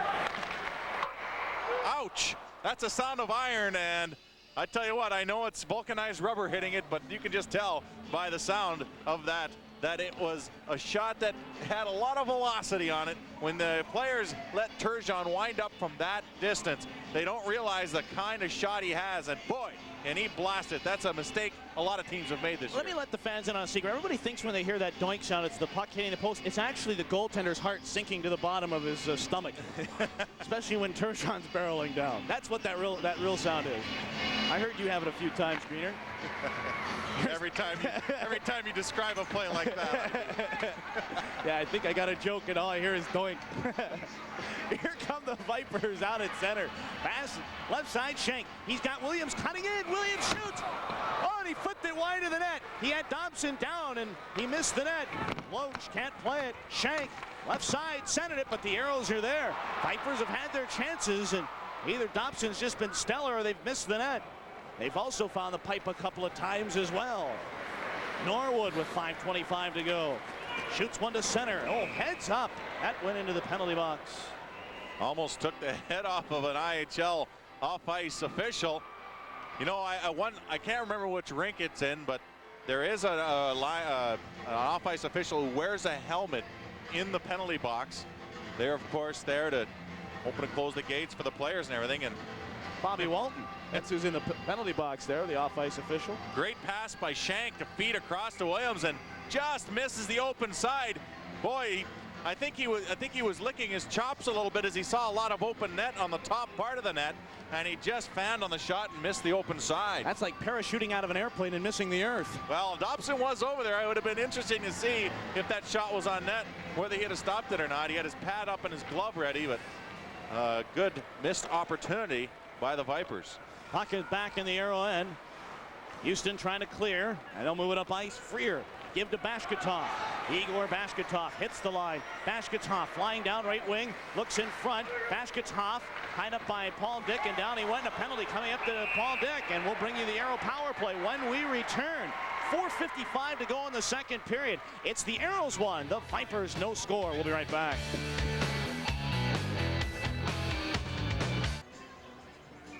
The Aeros lead it 1-0 at the Summit. 4:55 remaining in the second period. Paul Dick in the penalty box. And here's the infraction right here. Bashkatov working the puck around the net and just gives him a little bit of a trip there, hauls him down. And so Paul Dick in the penalty box for holding. Aeros on the power play. Aeros have moved the puck well on the power play. Let's see what they can do there. Now out at center. Here come the Vipers short-handed.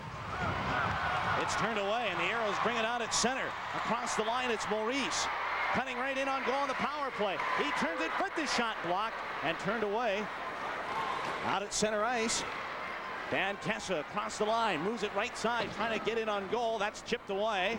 And back out at neutral ice. Vipers roll it back in. Houston leading 1-0 on Steve Jakes' third goal of the year. Aeros turn it in behind the cage. And here comes Mark Lamb.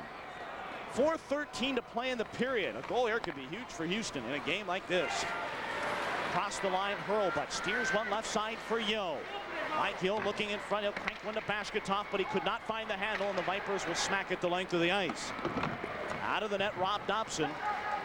And he will slow and set up. Mark Lamb pursued by Emma. He'll roll into the near side for Miles O'Connor. Vipers into forecheck a little bit, but Turgeon breaks it out at center. He's hauled down by Emma, and here's a penalty coming up. The late call. Aeros are going to get a two-man advantage. Townsend shoots, stopped by Madeley. Rebound is cleared as Dopson hustles to the bench. And the Aeros are going to get a two-man advantage for 43 seconds as David Emma's going to go to the box. Well, Turgeon was breaking in the zone, and he had a lot of speed. Emma just, I think, tried to slow him down, but ends up getting too much of him as he pulls him right down to the ice. And then Townsend gets a good slap shot off of it, but just not enough skating by Emma. You'd see if you're watching the game on Prime Sports that Emma's skates just aren't even moving. He's just kind of going along for the ride, and that's why he gets the penalty for hauling down Turgeon. You might remember David Emma played for the U.S. Olympic team in Albertville, France, back in 1992. He's been in the New Jersey Devils organization the last 3 years. And he's also, which we've seen a lot in the IHL, a Hobie Baker Award winner. You talk about Kip Miller, Chris Taylor, who plays for the Grizzlies. A lot of guys that have won the Hobie. Tony Herkus for the Admirals. Here's a puck off the faceoff. And now Conroy's got it. 5-on-3 for 43 seconds. Lamb sets up top of the slot. Roll to Turgeon. Getting set on the power play. Back to Lamb. Worked it down. Shot right on. Madeley stopped it. Aeros are going with 5 forwards. Not a single D-man out there. Puck down low. Here's Turgeon to fish it out. Sylvain Turgeon. Back to the line. Lamb. Steers one. Conroy shoots. Madeley. Great save. Down to 18 seconds on the 2-man advantage. Conroy to Lamb. Moves it back to Conroy. Now Lamb just playing keep away as a shot. Stopped by Madeley. Rebound in front. Vipers turn. Can they clear it? No. Conroy. Turgeon shoots. Oh, that hit skates in Norwood. Fished out though, and the Vipers with a big clear. That'll do it for the 2-man advantage. A big clear there by the Vipers. They played that well. They kept the Aeros around the perimeter, didn't give them a lot to shoot at, and then collapsed around the net when they had to and cleared the puck as a Aero pass is errant. It is offsides, and the Aeros will be back at center for a face-off. 2:47 to go in the second period. A 1-0 hockey game. And, you know, we talked about the Vipers, how talented a team they have. But, you know, one other thing they are is very well coached. We talk about Steve Ludzik, who's 23-5-3 since taking over. But don't forget Rick Dudley. Even though he's not the bench coach right now, he has a lot of input. And Rick Dudley is one of the finest coaches you will find in the IHL, especially from a tactical standpoint. Between him and Steve Ludzik, I don't see too many teams out-coaching the Vipers, that's for sure. Well, yeah, they say 2 heads are better than 1, and in this case, you say Ludzik is the bench coach, and he basically runs the guys on the bench, and a lot of information coming down from Dudley, who watches the game and keeps notes and gets on the headset in the stands. Here is Slivchenko, brings it across the line. Slivchenko with a backhander. Madeley got a piece of it. It's picked up by Yo. Rolled it back to the left side, and the Aeros set up. Hurl at the drive, and a stick save made by Madeley. Puck came near side. Aeros have it. Maurice to Yo, but we're going to get an interference penalty on the Houston Aeros. Well, Mike Yo, I think, might have stepped in front of a Detroit Viper going for the puck, and that constitutes interference. And so the Aeros will be even up now for 44 seconds, and then we'll have to kill off a power play. Mike Yo getting the gate. Gets in front of Todd Simon there as he pulls him away from the puck, and not a bad call. Mike Yo looking for a little leeway there, but doesn't get any, of course, with they just killing off a 5-on-3. I got a question for you, and I've never known the answer. The Aeros take a penalty, and Darren Madeley comes out of the net to go to the bench. It seems like, why is it when the team takes a penalty, the team you're playing against, only that goaltender goes to the bench? Like Dopson stayed put, but if it would have been a penalty on the Vipers, Dopson would have come to the bench. Is that just... Well, technically, the goaltender's not allowed to come to the bench after a whistle. Some referees don't call anything really, but and on a penalty, a goaltender will come off for the extra attacker, okay. and that's why he'll say, well, the whistle went fine, but I'm going to still take my ride to the bench for a drink of water. Yeah, okay, that makes sense, as Dopson makes a glove save. I always wondered, because if Madeley's coming to the bench, and obviously the whistle has sounded, why does he get to do that? But that makes a lot of sense. That's why we pay you the big bucks.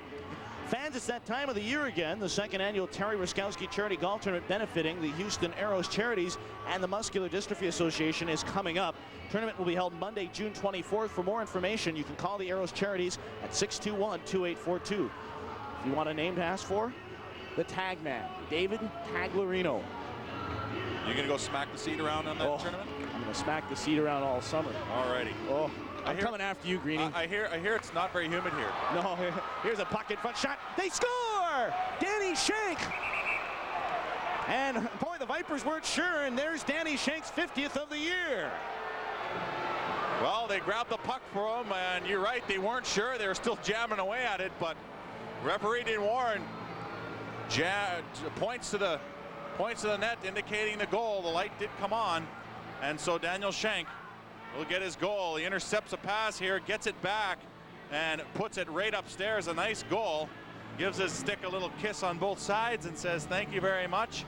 As, like we said, you don't want to get in the hazards. That was our first key, and one of them is giving away the puck in your own zone. It costs the Aeros. It's a tie hockey game. Oh, they also violated our second rule, no shanking.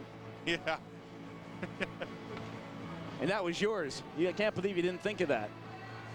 So the Vipers have tied the game at 1. It is obviously not a shorthanded goal because of the penalty to Mike Yo. It was a 4-on-4 even strength goal. And we stay at even strength for another 20 seconds, and then the Aeros will be shorthanded. Back to the Detroit Vipers. Mark Hardy smoked one to the center ice area, and it was turned back in, and Paul Dick is back in his own end. Big forecheck by Freer. He'll roll one to the far side, and it's out to center for Shank. He's watched by Bashkatov. Schenk turning in behind the cage, trying to jam one away. Schenk battling in there with Bashkatov. That's knocked away, and here comes Danny Schenk. Long lead pass. He's out at center ice. Puck goes down low, and the Vipers slow it. Paul Dick is there, and he'll turn it around. Here comes Dick to center ice. As the Vipers on the power play for another 53 seconds. Puck is dumped in. Dopson comes out of the net. He'll slow for Donnelly, and the Aeros will crank that up the boards, and that'll go the length of the ice. Madeley will slow it, and we're down to the final minute of the second period. A 1-1 hockey game. Phil Bourque in his end. A pass out to Shaw. He'll scamper to center ice. Rink-wide pass knocked away. Aeros cling it down the ice, and that'll kill off some more time as the Aeros still have 25 seconds to kill on this Viper power play. Detroit up ice. Todd Simon spins away from Maurice, and he'll crank one into the Aero end. Dopson sticks it aside, and he'll leave it for Gord Krupke as we're down to 30 seconds to play in this second period. Freer tied up by Bourque. Hurlbutt is there. He'll lodge that high in the air, and the Vipers go back. Turned away at center ice, and Detroit will smack that away and right back down the right side. Loach turned it in as he's pounded by Hurlbutt. Just imprinted like a credit card along the boards, and the puck is turned around. Out at center, a lead pass Freer. It's too far. Madeley comes out, and with 4 seconds left, that will be the period. Armstrong rolled it behind his net, and 40 minutes have been played from the Summit. It has been an outstanding hockey game through the first 2 periods. This crowd of 12,000 plus have been entertained to a terrific hockey game, and I'm sure the third period should be just as exciting. Our score from the Summit after 2 periods of play, it's the Detroit Vipers 1, the Houston Aeros 1. We'll be back after this. It's a 1-1 hockey game from the Summit in the second intermission, and well, at least we got some scoring to talk about. I was beginning to think nobody was going to beat either Darren Madeley or Rob Dopson tonight. Definitely a defensive battle as both teams have had a lot of good shots on goal, and finally both teams found pay dirt, but only once, and we continue to have a lot of good saves by both goaltenders. You know, we talked about in the Oshman's game plan about having fun tonight, and it really seems like actually both teams are having a pretty good time out there tonight. Well, yeah, it's pretty relaxed.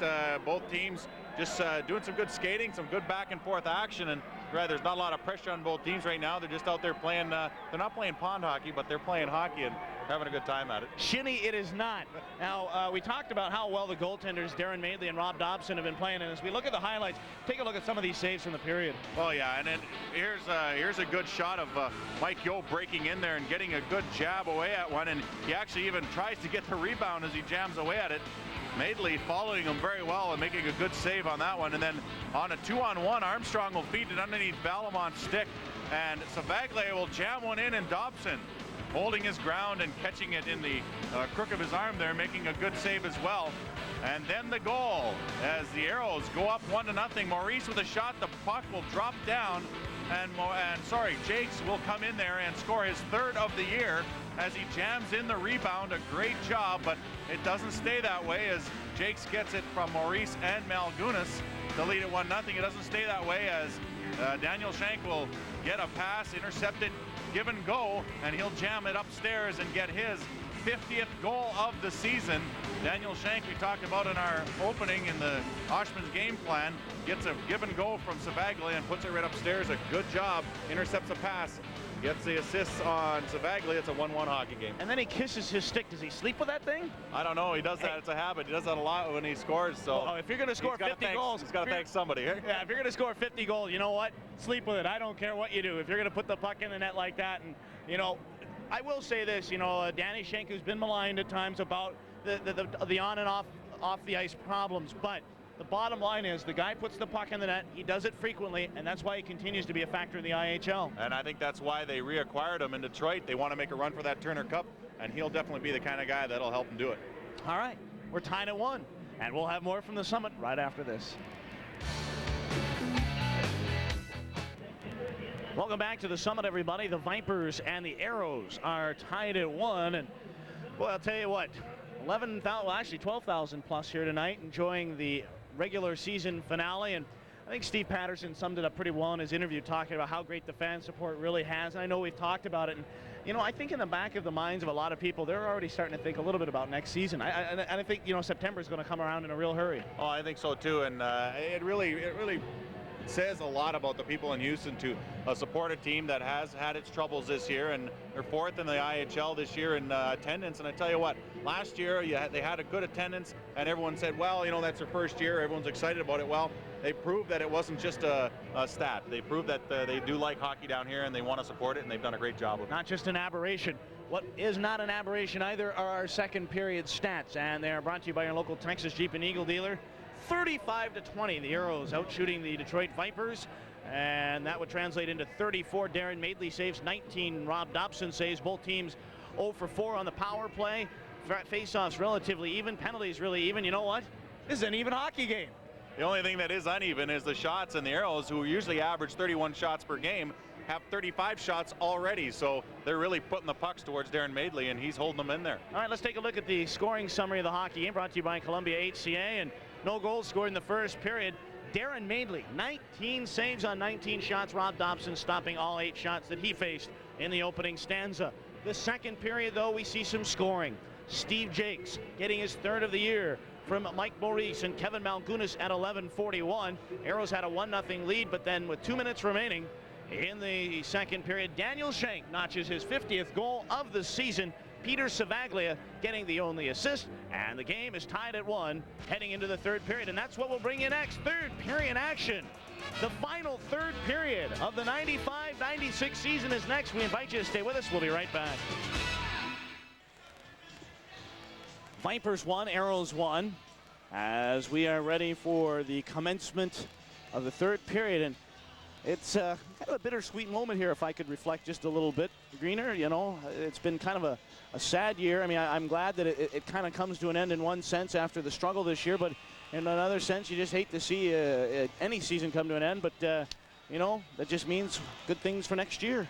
Well, Adam, there's one thing that you said, and that is there has been some disappointments, but there's only one team every year that really attains its goal, I suppose, and that's the one that wins the Turner Cup Championship. So if you look at that in that manner, I think you can say you can pull out some positive things out of this year, and look forward to next year, because you look at next year and you know it's going to be better. I guess you could say the trend is the team that wins the most playoff games wins the Turner Cup. Not too hard to figure out. Fans Prime Sports wants to send a pair of fans to a different sporting event once a month for an entire year. Enter the Southwest Airlines Eurosport Sweepstakes for your monthly sports vacation. Send a postcard with your name, address, phone number, and age to this address. And the address is 1600 West Loop South, Suite 1680, Houston, Texas 77027. And you need to get it in before, well, Tuesday, April 16th, and you're on your way. Fly Southwest Airlines, celebrating 25 years of love thanks to you. All right. We are ready to go. Real quickly, Kimberly Johnson, our statistician, pointing out second period ice times. Todd Simon just 4 minutes of ice time. Daniel Shank 7:13. So Todd Simon has seen just over 9 minutes of ice time.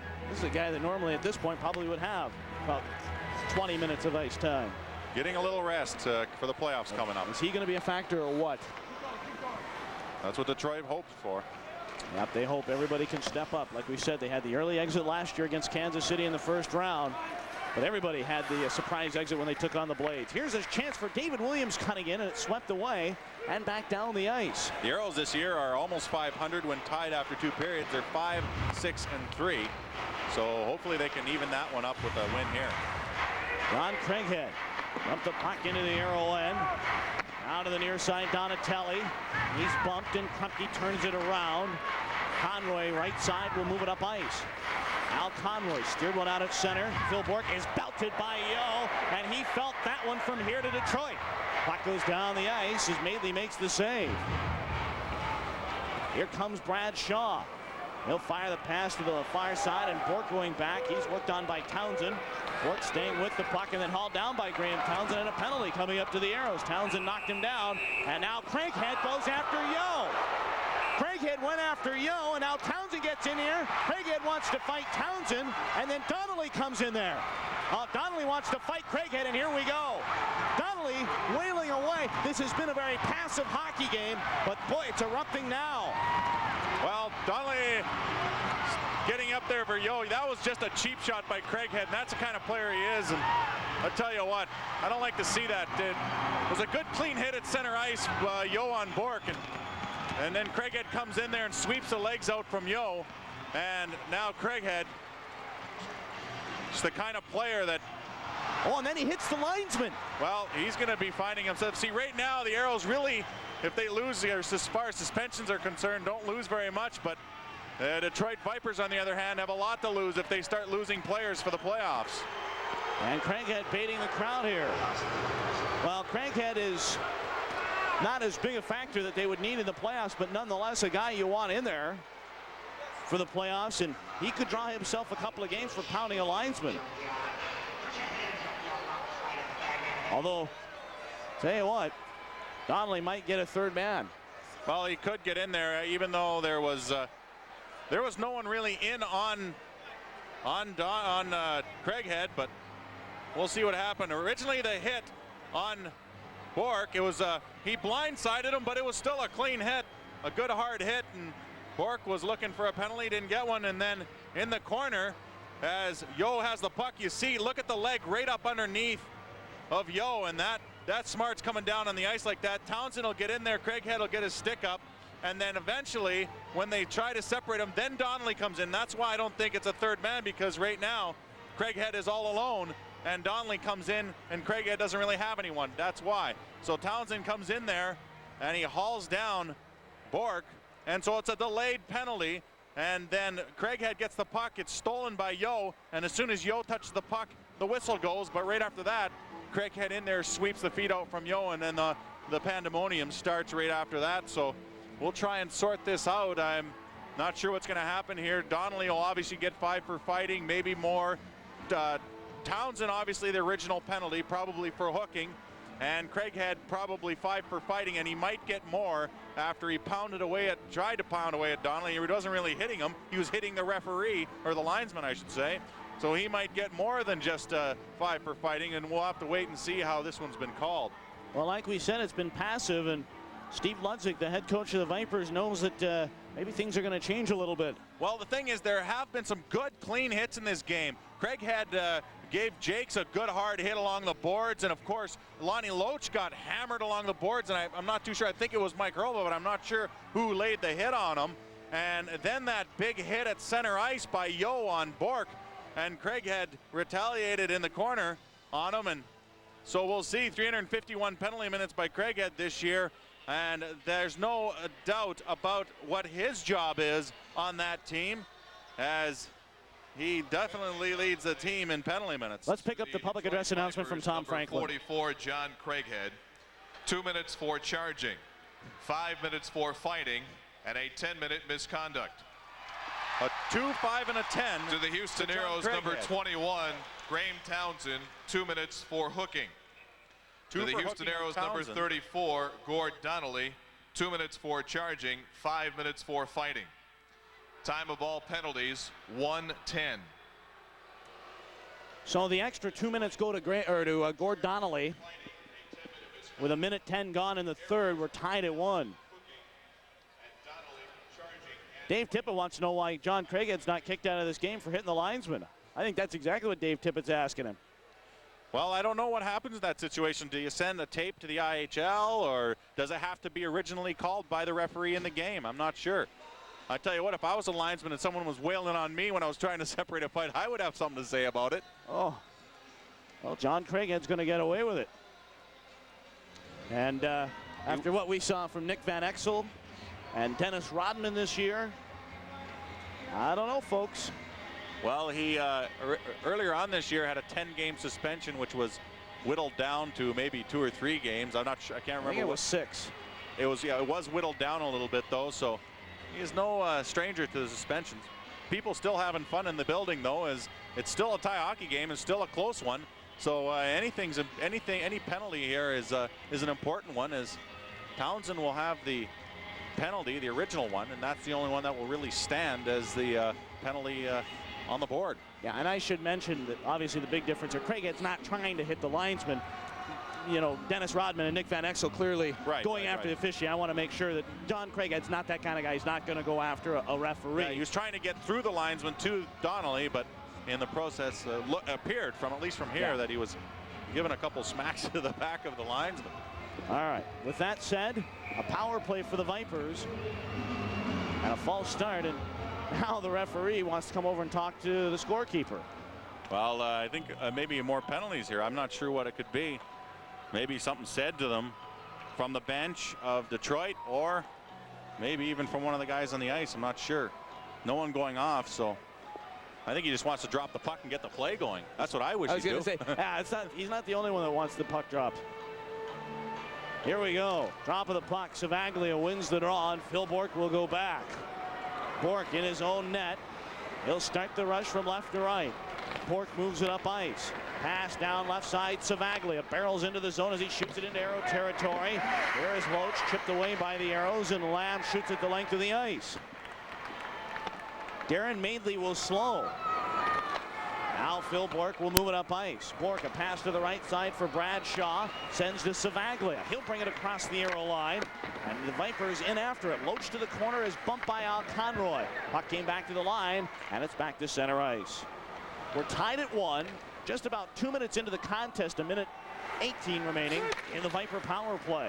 Puck goes down the right side. Savaglia trying to move it away. He's tipped away by Hurlbut, and the puck is shot the length of the ice.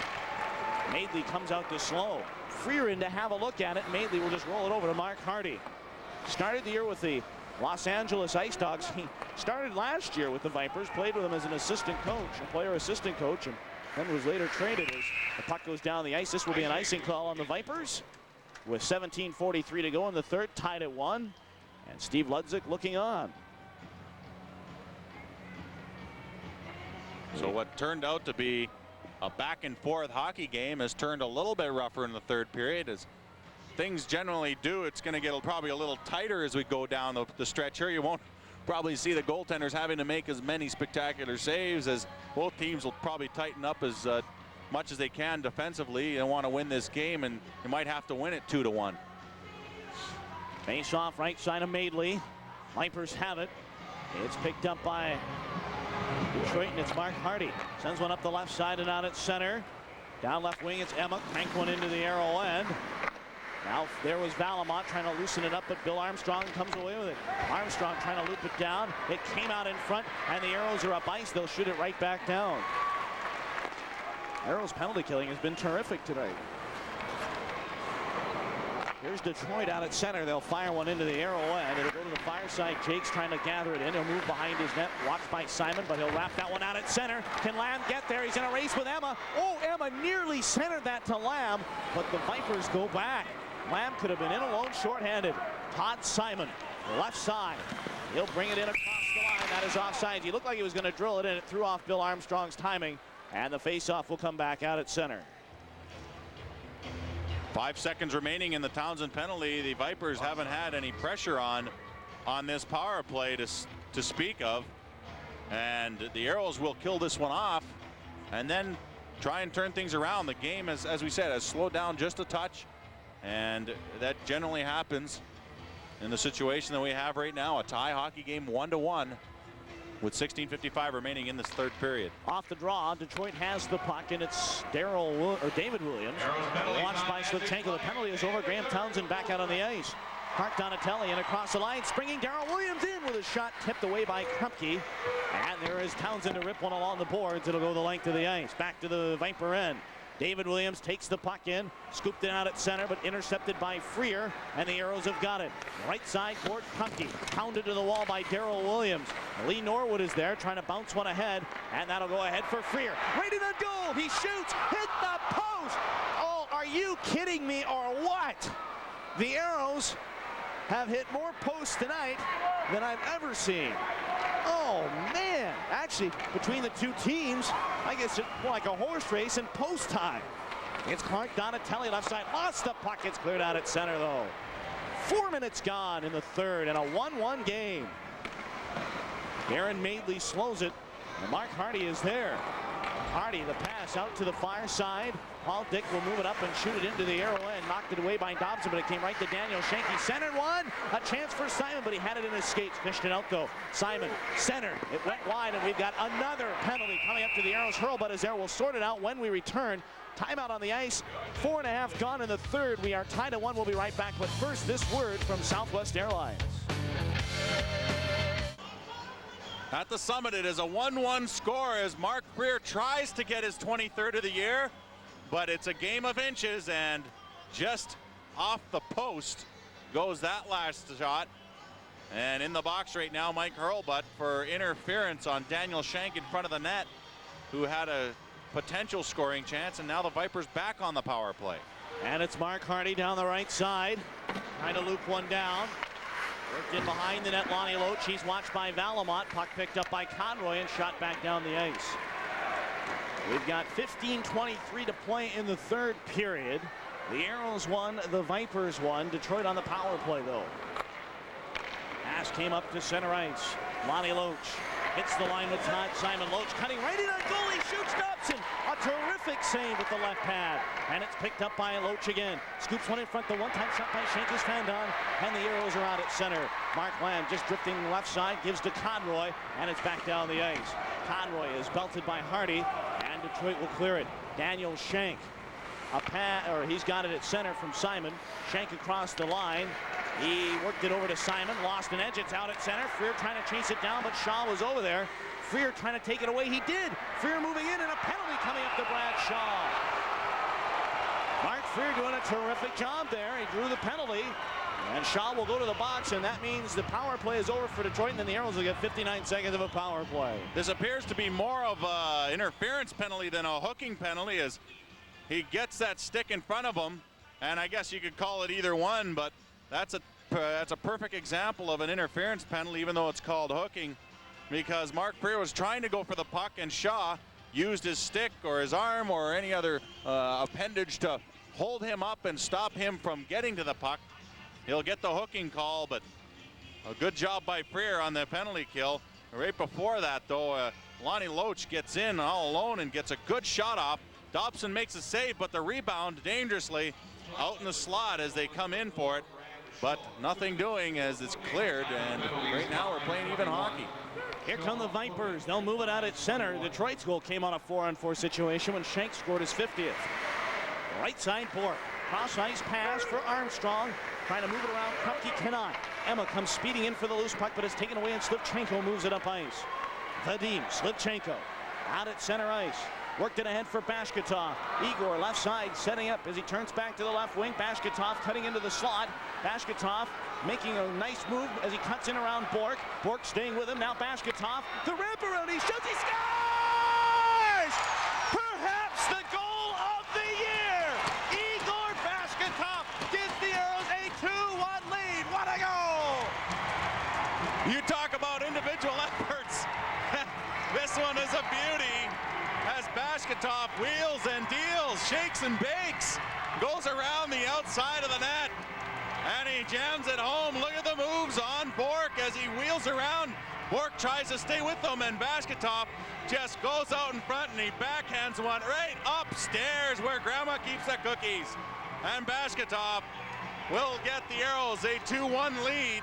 What a great goal. His 20th of the year as he goes upstairs, backhand shelf. Aeros lead at 2-1. That could very well be the goal of the year. I mean, you're asking me to think of all the goals the Aeros have scored. That could be the goal of the year. What a goal for Egor Bashkatov. And the Aeros take a 2-1 lead, and they've got a power play coming their way in 23 seconds. Vipers have it. It is Lonnie Loach in his own end as he's watched by Al Conroy. And up ice come the Vipers. It is Lee Norword.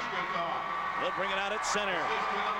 For Darren Williams, as Slivchenko picks up the assist on the Bashkatov goal. Boy, with a move like that, Bashkatov should get an assist as well. That's one of those moves, you should get a goal and an assist. Here is Lee Norwood, left side. getting set. Norwood cuts one down. A chance in front for David Williams, but it's knocked away. Here come the Aeros. Mark Lamb out at center. Lamb in across the line and a poke check, but Jake's brought it in. Jake's left side, centered. Turgeon couldn't get there. Now he's got it. Sylvain Turgeon moving along the left side. Rolled it down for Mark Lamb. Cuts in, centered. Blocked by Lee Norwood. He will hold on as the Aeros have 29 seconds to go on the power play. 7 minutes gone in the third, a 2-1 Aero lead. The Aeros now starting to show some good pressure as they move it around the zone there and Norwood gets there and blocks the puck as the Aeros coach Dave Tippett looks on. In the power plays, the Aeros have 7 goals and 45 opportunities versus the Vipers this year. And that's good for 18%, or actually under 17%, so some pretty good success on the power play against the Vipers. Still have some time on it. Here's Jake's right side, back to O'Connor, tees it up, shoots right on, Madeley save. Rebound bounces squarely out to Todd Simon. He'll shoot it down the ice. Enough for one more rush, perhaps. Jakes will set up in behind the net. Steve Jakes moves it up ice. Jakes meanders at center, and he'll crank one into the Detroit zone. Now Conroy trying to chase it down and picked up by O'Connor, who bats it down. Now the penalty is over. Teams are 5 aside. Pass out at center, knocked away, and the Vipers trying to chase one down. And here is Todd Simon, and that puck slices up over the glass and out of play. Timeout on the ice. 2-1 Aeros. We'll be back right after this.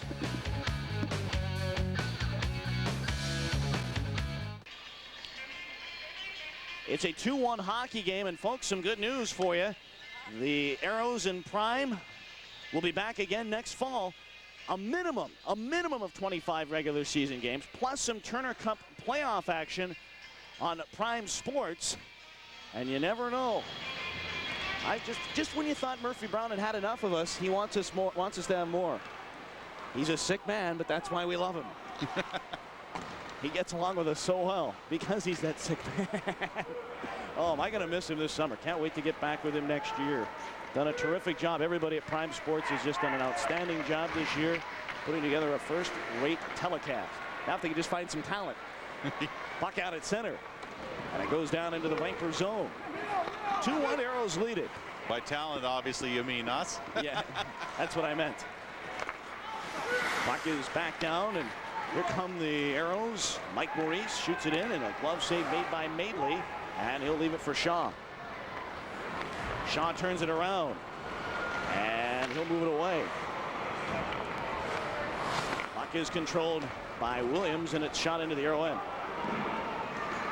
Back goes Freer.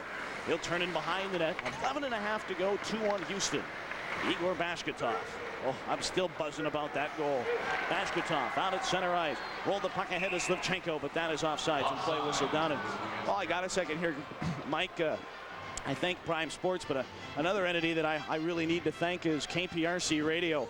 You talk about a radio partner. They have been with us full force this year. They have done a terrific job. Dan Patrick, Matt Thomas, Darren Jones, everybody, Jay Ritzman there at KPRC, our engineer John Holbert, everybody's done such a terrific job at KPRC this year, and I want to thank them because they've done a great job, and you know, everyone just worked so hard to make the broadcast entity so well. UPN 20 this year. Yes, they did do a great job. Everyone we worked with this year was a lot of fun to work with. Absolutely. You know, I talk about missing missing Murphy Brown. Paul Bykowski's another guy. Can't wait to work with again. Puck is shot out at center, and the Vipers are there. It is David Williams in his own end, and it's picked up by Slivchenko, but that is offsides. With 10:56 to go in the hockey game, Aeros lead it by a score of 2-1. Still lots of time remaining in this game, and this third period, not a slow period by any standards, but the first and second were so quick, so much end-to-end action that the third period seems to have really tightened up a lot. The Aeros managing the lone goal in this period so far. Detroit Vipers this year in 81 games have 309 goals for, 272 against. You flip-flop that with the Aeros. The Aeros have 260 goals for and 327 against. So you look at some of the goals for and against, and that tells a big story about why Detroit is where they are and the Aeros where they are. Puck is back out at center ice. Here comes Carl Valamont. Rolled one to the right side for Gord Donnelly. Chipped one out for Conroy, trying to smack it ahead. And it goes into the Detroit end with 10:37 to go in the third. Back is Donnelly at his own blue line. To Conroy. And now Valimont. He'll shoot one into the Viper end. Detroit Vipers look like they're going to play the Indianapolis Ice in the first round of the playoffs. As it'll come to the line, Turgeon held it in, and that is a series I would like to see, especially if the Ice can get James Black back. Here comes a chance in front. Here's a shot upstairs as Savaglia was cutting in there. And he just missed the net. Here's another centering pass that goes wide. Back to the line, Bourque, the drive! And it's cleared. And the Vipers trying to hold it in. Shank trying to make his move around Conroy. Not going to happen, and the Aeros able to clear it. Mark Lamb out at center with under 10 minutes to go in the third. Aeros on top 2-1. Mark Hardy turning in behind the net. And he'll set up a pass. Move to the line, not out. Here's Malgunas. The shot stopped by Madeley. Rebound in front. That was hoisted just wide by Yo. Loach bumped by Malgunas, and Hardy is there. Hardy in behind the net. Gives to Loach. And he'll move out at center. Give to David Emma. He'll bring it across the line. But it's intercepted by Jakes. And the Aeros caught the Vipers in a line change. Malgunas shoots. And he ripped the bullet just wide of the net. David Emma out at center. Now Armstrong. Fired one ahead. It goes into the Aero end, and Malgunas goes back as he and Darren Williams go careening into the boards. And play halted with 9:07 to go. And everybody getting all locked up here. Oh, man, it's getting physical. You know what? I got a little story for you, Greener. You know, you start off as a color commentator, and then, the next thing you know, you might become an assistant coach. Just ask Bobby J, because he started the year as a color commentator. Now he's on the bench with the Detroit Vipers tonight. Yeah, he sustained an injury at the beginning of the season in training camp. He tore his ACL and in his knee, and he missed 4 months. Now that's actually a short period of time to miss with that type of injury. Normally it's 4 to 6 months, but a lot of good off-ice training and a lot of hard work in rehab. And he's back. He's not playing tonight, giving him the night off, getting him ready for the playoffs, but definitely an integral part of the Detroit Vipers this season. Yeah, he's normally not on the bench, obviously. He's back there playing defense, and I'll tell you what, when the Vipers got him back in the lineup, that was a big boost. Here's a great move in front. This shot poked away by Dopson as Bill Armstrong, some deft stick handling, and the Aeros are away. Freer across the line with Yo. Freer centered, Yo right in, but it was chipped away by David Williams. Back is Townsend, trying to loop one out in front. Townsend chipped for Freer, playing the puck behind the net. Freer playing peekaboo with David Williams, waiting, sends one out. Townsend, and it skipped over his stick. Now Jakes the shot, stuck aside by Madeley, and Bill Armstrong is there to clear it right back down the ice. Oh, that went out of play, pardon me. And we got a timeout on the ice. We'll do the same. 2-1 Aeros. We'll be right back right after this. 2-1 hockey game. Aeros lead it in the third period, and Bill Armstrong, who leads the IHL in shooting percentage at 27%, gets a good chance in front, but Dopson with an excellent poke check there to nullify that one. Well, we talked about Bill Armstrong as Dobson's made 21 saves, Darren Madeley 36, but we talked about Bill Armstrong and that goal he scored against the Cleveland Lumberjacks from behind the net, the one he, I guess you could say, lacrossed in. Man, that just shows how good he is with that stick. Either that or he's just got glue on it. Stick him. There you go. It came back. It's a Lester Hayes stick. Puck goes back. There's a name from the past. Here's the puck picked up by Mike Maurice. He'll turn a puck out to the far side. Not out. Held in by the Vipers. Now Darren, or make that to Phil Bourque. He's tied up by Maurice. Aeros trying to move it around, but it's controlled by Detroit in behind the net. Todd Simon threw it off the skates of Shank. And the Aeros will reverse the puck. It's Carl Valimont in his own end. We're down to 7:55 to play. The Aeros holding on to a 2-1 lead. Donnelly chased the puck down in the corners. He's taken to the wall by Danny Shank. Got the stick up on him, and Shank is going to get a penalty here. He's going to go to the box, and the Aeros will have a chance to extend their lead 2-1. Daniel Shank will probably get either hooking or high sticking. It will be a high sticking call, because he got his stick right up on Donnelly, right up under his chin as he went for the puck, and a good call. A little chin music to Gord Donnelly. And he says, I don't need any of that rock and roll you've got there, pal. You're going to the box for two, and a face-off out at center. 7:46 to go and a 2-1 lead in favor of the Houston Aeros. Sticks down, drop of the puck. Aeros have it. It is Lamb turning in behind the net. Lamb will move it up ice. Lamb out at center now on the power play. Cranked one into the Detroit zone. Pursuing is Conroy. Paul Dick on his case. Takes him to the corner. Back to the line for Lamb. Gives to Sylvain Turgeon, who sets up. Gives to Lamb. He's got a lane right side. Turgeon one-time shot, and Madeley with the save. Oh, Turgeon unleashed a big drive from the circle, and Madeley held on to it very nicely. Turgeon has practiced this shot quite a bit in practice, and what a great one-timer, and Madeley reads it perfectly, getting across nice and low and taking it in the pads, holding on to it. Mark Lamb, who definitely knows how to feed someone with the pass, puts that one right in Turgeon's wheelhouse, and Turgeon, even with the blast, can't get it by Madeley on that one. Off the draw, Aeros have it. Hurlbut getting set, gives to Sylvain Turgeon. Turgeon, top of the right circle, cuts one down. Lamb, one-time shot, tried to redirect it past Dan Kessa, and it shot back to neutral ice and into Houston Aero territory. Hurlbut goes back. Hurlbut gives it over to Lamb. And here come the Aeros. Out across the line, Conroy has Townsend breaking to the net.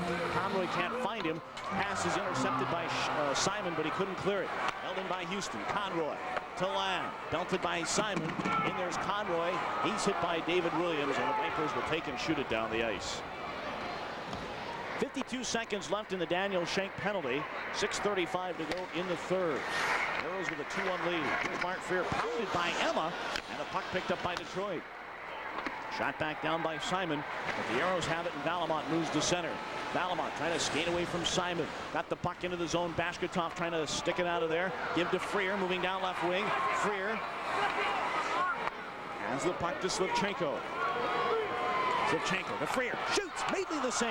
And the puck batted away by Norword. And it's controlled by David Emma, and it'll go down the ice. Out of the net, Dopson turned away as the Aeros trying to catch the Vipers in motion. Here comes Slivchenko across the line. Shoots right on. Madeley the save, and he'll hold on. 5:55 to go in the third. Aeros have 9 seconds left in the power play and a 2-1 Houston lead. Last shot on Madeley was taken by Slivchenko as he's at a sharp angle, and in this situation, either trying to find the top corner or create a rebound. Madeley handles it very easily as he's handled quite a few shots tonight. I think that's got to be upwards of 38 or 39 shots he's faced, or saves he's made tonight. He's faced a couple more than that. And the Aeros have found the twine twice. Face off in the circle to the left side of Darren Madeley. The Aeros have to hustle back, though, as the Vipers bring it out. The power play is just about over. Across the line comes Savaglia, cuts in, shoots. That went just wide, and the penalty is over. And teams are flying aside. It's Kevin Malgunas. Worked the puck off the skates, though, of Maurice. Turned away by Armstrong. Trying to move it ahead. It's poke checked by Malgunas. But Detroit goes back. Phil Bourque in his own end. 5:30 to go. Bourque scampers to center. Bourque finds Grimes. Shot high and wide. Yo goes back to play, though. Mike Yo, he'll bring it up ice. Out of center. Yo crossed up with Maurice. He'll hit the line. Yo trying to cut in around Mark Hardy. Taken to the boards by Hardy. Well, I'll tell you what, Mark Hardy in his 30s can still hit, though, like he's in his 20s. Don't kid yourself. He is an outstanding defenseman, and actually he's playing some terrific hockey as well. I think the Vipers, now with the changes they've got on the defense, have as good a defense as anybody in the Eastern Conference. I'd say Cincinnati may have the best, although the way they've been playing lately, I don't know. Mark Hardy worked one over to Donatelli, and it's out at center ice. Donatelli shoots the puck into the Aero zone. Dopson slows. He will cover up and hold on with 4:38 to go, and we take our timeout. 2-1 Aeros. Don't go away. Section 112. It's a 2-1 hockey game. Shots on goal. Are you sitting down, folks? 42-24, and Darren Madeley for the Detroit Vipers has stopped 40 of 42 shots. If that's not standing on your aorta, I don't know what is. But Rob Dopson has faced 24 and stopped 23. Here's a long shot bounce. Here's a chance by Donatelli and Dopson. Wow, with a terrific save, as it was Donatelli, or at least one of the Ninja Turtles, cutting in there, and a great save by Rob Dopson. Terrific. The original shot by Norwood's blocked in front, goes off of a defenseman, Gord Krupke, and Donatelli gets in there and jams away at one. Dopson, the double pad stack. A good look from the end zone cam. If you're watching on Prime Sports, he stacks the pads, makes a save, and down goes Donatelli, and no goal for the Detroit Vipers on that one. Here come the Aeros at center. Turgeon looped it for Lamb. He shoots, and a glove save made by Madeley. Just one of those routine grabs, and he will hold on. Good job by Lamb. Didn't have very much, so at least he got the puck into the zone for a faceoff. Fans, when a birthday or group party rolls around, think of the Aerodrome Ice Skating Complex in Sugar Land and in Willowbrook. For more information on the great fun your group can have at the Aerodrome, call for your flight details and reservations. 265-RINK is the number at the Aerodrome in Sugar Land, and then 84-SKATE is the number in Willowbrook. Well, reminder, Aeros' next action coming up, well, about 6 months from now. Next season, yeah. Just wanted to get that out of the way. You know, we're supposed to promote upcoming action. Off the draw, puck is controlled by Lee Norwood, and it's worked ahead. Out at center ice, David Emma. Emma fired it into the Aero end. Dopson slows behind the net. And then he read that the Vipers were coming. He says, I better get that out of there. Schenk now has it. Daniel Schenk, base of the right circle, trying to cut in, poked away, and the Aeros have it. Here comes Yo out at center. A pass off the skates of Graham Townsend. It's knocked away, and the Vipers are back. Lee Norwood forechecked by Maurice. And Detroit moves it out at center. Daniel Schenk. Try to pass ahead for Lee Norwood. Actually, it's played by Loach now and shot into the zone. Back is Carl Valimont. Threw it right off the back of the referee. And the Aeros able to move one out at center. Left side, here comes David Emma. Across the line, poke check by Valimont. And Valimont to move it up ice. Valimont, who struggled a little bit last night in Orlando, is playing a whale of a hockey game tonight. Here's Bashkatov, a chance for Freer, shoots! And Madeley got in front of it. Bashkatov is there, trying to roll one down for Freer. Phil Bourque gathers it in, and he rolled it up for Darryl Williams. 3 minutes to go, and it's out at center. Peter Savaglia hits the line. Savaglia, great move! He's in alone, and then hauled down by Miles O'Connor. Oh, Savaglia, some terrific stick handling, and Miles did all he could there and hauled him down. Well, it's one of those penalties that you have to take, as Savaglia was on a bit of a roll as he was dangling through the zone. And Miles O'Connor hauls him down to negate a chance, but the chance might be coming up right now with 2:55 remaining. And the Aeros have to kill a penalty. Great moves as he dekes two players out and then is hauled down. So the Vipers, Peter Savaglia, boy, he went around two pretty good defensemen there. Gordon Donnelly, Miles O'Connor, and down he went. Tell you what, folks, got some updates around the IHL real quickly. Peoria defeats Chicago tonight 3-0.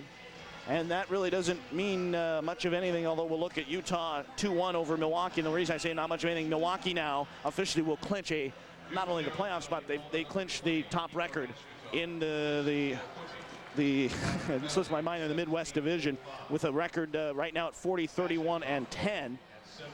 Chicago finishes now 40-34-8 with 88 points. So Milwaukee, at least with 90 points, they will have home ice advantage in the first round of the playoffs. And now we just wait to see who they're going to play. What a wild day. Do you realize that if Chicago would have won and Milwaukee lost, Milwaukee could have gone from having the top record in the Western Conference's Midwest Division to maybe having fifth best and no home ice advantage. Here comes Conroy on the power, on the penalty kill. Turned around by the Vipers. Here's Todd Simon. Shoots, stopped by Dopson. Rebound! And Dopson may have gotten a glove on it. And it's turned away by the Aeros. Back to the line. A long shot deflected away, and the Aeros smack it out at center. It's amazing how you can play 82 games and have it all come down to the 82nd. That's why some people say just play one game and then start the playoffs. Not. Here come the Vipers. Loach, left side. Taken to the wall by Krupke. Runs it near side for Schenk. 2:13 to go, and a big power play for Detroit. Bourque slipped it down. It came to Schenk. Watched by Hurlbutt. Moves it down, feathered it back to Shank. Now it is Bradshaw. Lets the shot go. Dopson, the save. He got it loose, and Shank was sniffing around for 51, and he couldn't get the shot away. And the puck came out at center. Phil Bourque comes right over to the linesman, Frank Giovanni, and says, hey, I held that in, but Frank says no, and the faceoff will come to center. 1:55 to go in the third. A minute 1 to go to the Bashkatov penalty. 2-1 Houston. Well, Dopson makes a good save off of Loach. Loach gets his own rebound and jams away at it again, and he makes another save. And finally the puck's cleared out. And then right after that, a good hard shot from the point, and the puck will come in. Dopson will come out and challenge on Bradshaw's shot, but he loses control of the rebound, and they jam away at it. Then the puck's cleared out of the zone just over the line, and that's what called on the offside was Phil Bourque, who just brought it in the zone, and it appears as if there was a timeout called by Detroit as they're drawing plays up. Only 1:55 remaining, but they still have a minute on the penalty to Bashkatov. Actually, we mentioned that Miles O'Connor had gotten the penalty. It was actually Bashkatov hooking from behind that had dragged down Savaglia on that play, and Miles O'Connor trying to make the defensive play, but nevertheless it was still a pretty good call. For a game that has absolutely nothing to it for standings, this has been one of the better games of the year. Well, and the thing is, and as far as the Aeros, they're playing for pride. Like we said, they're playing for their fans. They're playing for themselves. They want to, they want to win this last game of the season. For Detroit, they don't want to go in the playoffs with a loss. They want to go into the playoffs with a win. They want to feel good about themselves. So although as far as standings are concerned, it has nothing, it has a lot of meaning in areas that a lot of times are pretty darn important. Vipers have won 3 in a row coming into tonight's game, and they're 8-2 in their last 10. Would love to make it 4-0, but they've got to get a goal to tie it. Off the faceoff, Aeros have it. Yo shoots it down. That's the other benefit with the Aeros being short and they get to shoot at the length of the ice. Here come the Detroit Vipers. Bradshaw scooped it ahead for Lonnie Loach. He'll turn one ahead and goes into the arrow end. Yo has to hustle back to play. Mike Yo trying to move it around Savaglia. And it's pushed along the near side, and it came back to the line, and now Madeley to the bench. Extra attacker on for Detroit. Simon sets up. It's a 6-on-4 as a shot is blocked. Aeros can shoot it toward the empty net, but Shaw somehow held that in. Oh, a terrific play by Bradshaw, but a second effort shot, the length of the ice, but line of the net. It is not icing because the Vipers are on the power play for another 17 seconds. Shaw turned it around to the left side. Loach trying to get it through Conroy, and it's 6-on-4 for another 10 seconds. Dopson out of the net. It's pushed away and cleared out at center. Now Conroy is back. 5 seconds to go in the Viper power play. Aeros lead it 2-1. We're down to 55 seconds. Savaglia across the line. Savaglia trying to move in. That's knocked away. Valimont was there. They tie up along the boards. Push back, and Conroy's got a chance. He can't ice it though because we're back at even strength. Here comes Bashkatov. He will give to Conroy. Conroy shoots. Missed the net by about 2 inches, but it doesn't matter. I think it was offsides. A little too much passing going on there as Conroy tried to give it back to Bashkatov. He does so, gets it back, and misses the open net, but like you said, an offside. As Bashkatov gets it, he'll make the pass to Conroy. Conroy goes to make the pass, doesn't, but as he holds up at the blue line, Bashkatov is sent offside, and therefore the shot wouldn't have mattered anyways as Madeley gets back into the net. And there's 38 seconds left in the Aeros season. Hopefully they can hold on and finish that season in style with a win in front of their fans who have supported them very well all season long through thick and thin. And again, I want to remind everybody we will have our post-game call-in show tonight. So stay with us following the telecast portion tonight. We'll take your calls on KPRC tonight. Let's talk hockey. Let's just talk everything. Aeros, IHL, everything. We're going to have a special guest. John Allers, the Detroit Viper broadcaster, will join us, and we're going to talk. Here comes Madeley to the bench. It'll come back to the line. Bourque the shot. Stopped by Dopson. Turned away by Maurice, and he cleared it the length of the ice. It hit a Viper. That means no icing. David Emma hustles back to play. 6-on-5 for Detroit. The extra attacker knocked down by Conroy. Great play there. 10 seconds left. Can the Aeros do it? Shaw in his own end. Fired it to Simon. The Aeros look like they're going to do it. Here's Maurice to the empty net. He shoots. He just missed it. But that's the game. And the Houston Aeros in front of 12,000 plus.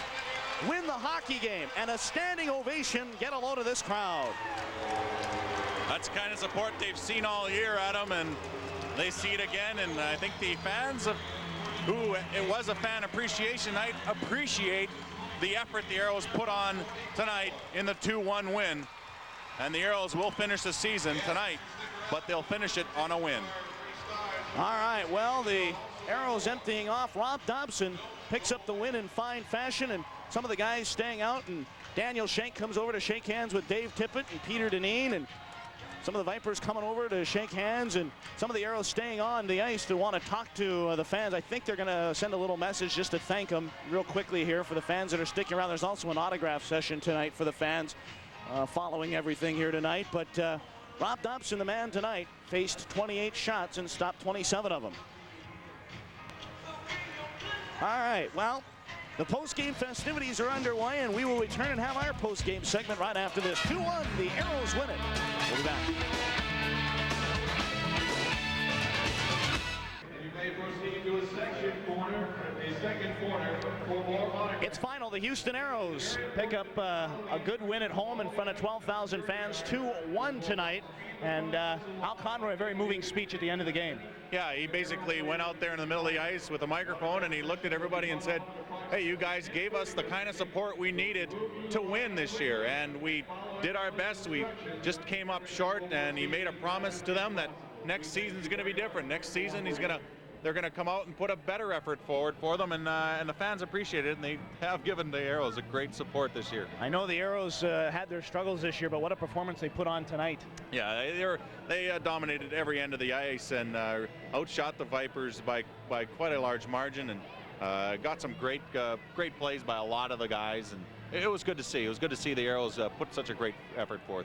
Time for our Texaco star of the game, and no question about the performance tonight of Rob Dopson. Dopson, 27 saves tonight, and he picks up his 9th win of the year. And tell you what, Rob Dopson was terrific, and he is standing by. And Dauber, congratulations on a big win for you. Thanks, Adam. You know, it's good. It's good to win. It's been a long season for everybody, and you know, when you come down to the last game, you can either quit or put forth your best effort. Guys are fighting for jobs, and I think a lot of guys didn't want this to be their last game in an Aero uniform. So it was a good effort. Hey, for me, it was easy. You know, the guys made some great plays, and you get 45 shots. I think the only reason on the first start is because we won, but you know, Darren Madeley kept them in the game, or it's a go away for us. And it's a credit to our guys. There's a lot of pride in that room, and you hate to lose, and it's been a long year, but it's always good to go out on a winning note. Rob, obviously you're playing for yourself tonight, playing for the teammates, playing for the head coach Dave Tippett, but how much were the guys playing for the fans who've given the guys so much support this year? Well, I think that we've probably got the best fans in the league. You know, they supported us all year. They've always said, no matter when you're talking to them, don't get down. We're behind you 100%. And when you come into this kind of deal, you don't want to go out as a loser. You want to go out as a winner. They've been supportive of us all year. And I think tonight we gave them one heck of a hockey game to go out on and bring a lot of people back for next season. What do you think of this Viper Hockey Club? They've made some changes in the offseason. They're getting ready for the playoffs. Do you like what they've got? Well, I think they've got some great goaltending. Darren Madeley, you know, Perrant has done the job when he's come in. Darren Madeley's a sound goaltender. You know, we got a lot of shots tonight, but I think they're in the playoffs. They haven't got 103 points for nothing. They've got a good hockey club. They can get a lot of offense going. You know, the problem is with the IHL is there's so many good teams that if they're a sleeper like they were last year when Kansas City come in and they wound up losing in 5, they have to be prepared to play everybody. And unfortunately, we've probably got the toughest division or conference in the league. So they got their work cut out no matter who they face. But they've got a good hockey club. They've got a lot of veteran players, and you know, I like them, but I like a lot of other teams as well. Rob, you mentioned how many good players or good teams there are in this league, and obviously the Turner Cup playoffs start. Are you going to follow the playoffs a lot? It should be an exciting year, one of the most exciting playoffs runs I think that we've seen in a while. Yeah, I think so. I'll look in the paper. You know, you do a lot of soul searching when you have a season like we've had, and it's from me to everybody else. Is the unfortunate part of it is hockey right now becomes secondary. We've had a long year, a tough hockey year.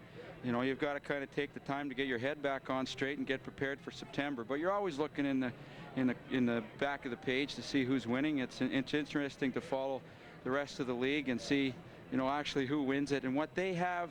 if anything, you look to see what they have that maybe we didn't, or what it took for them to win, so that you can learn from that. But most importantly, you know, you have to take the summer and get your brain back. It's been a long year for a lot of people, and I think it's important that we kind of look in the mirror and see what we can do better as players and as people to help, you know, help any team next September. Hey, Rob, quickly, I want to put you to work here. If you could look at your monitor, we got a save on Peter Savaglia. See if you could describe this for us. Well, I don't know. This is a play here where you got to watch Lonnie Loach. He tends to want to go up high all the time, and you know, I think what I've been doing a lot of the time is getting back in my net. But as Greeny will attest to, when you don't play for a while, you tend to do things more natural, and I think this was good. This is a pretty good pass across right here on Savaglia. You know, fortunately, if you look where I am there, I'm kind of back on the line, and he didn't get a lot of good wood on it, but I was able to get it in my mitt. And I think it's just one of those games where, you know, you just pray that you can get through it, but more importantly, you pray that you can do your best, and I'm thankful for what happened. Dauber, real quick before I let you go, I don't know if you caught totally all the Masters. I know you followed it closely. Kind of a sad story tonight. Yeah, it was. I'm a avid golfer, and you like to see a guy like that you win. He's been, you know, bridesmaid so many times. But hey, that's sports. It's happened to so many people, and just when you think you got things win, somebody comes up and bites you, and unfortunately it happened today. But I get a lot of time to work on my golf game. Maybe I'll be there next year. Dauber, thank you so much. You've been a big help all year, and it's been a pleasure working with you, and we wish you have a good summer. Thank you. Have a good time, guys. Thanks very much. Thank you, Dauber. All right, Rob Dopson, and puts a silver star on the lining tonight with a nice effort. Yeah, it was great. It was great to see the effort all the guys put in, and I'm sure the fans appreciate it too. All right, so the Aeros win it tonight by a score of 2-1, and we will take a timeout, and we'll have more from the Summit right after this. Pennsylvania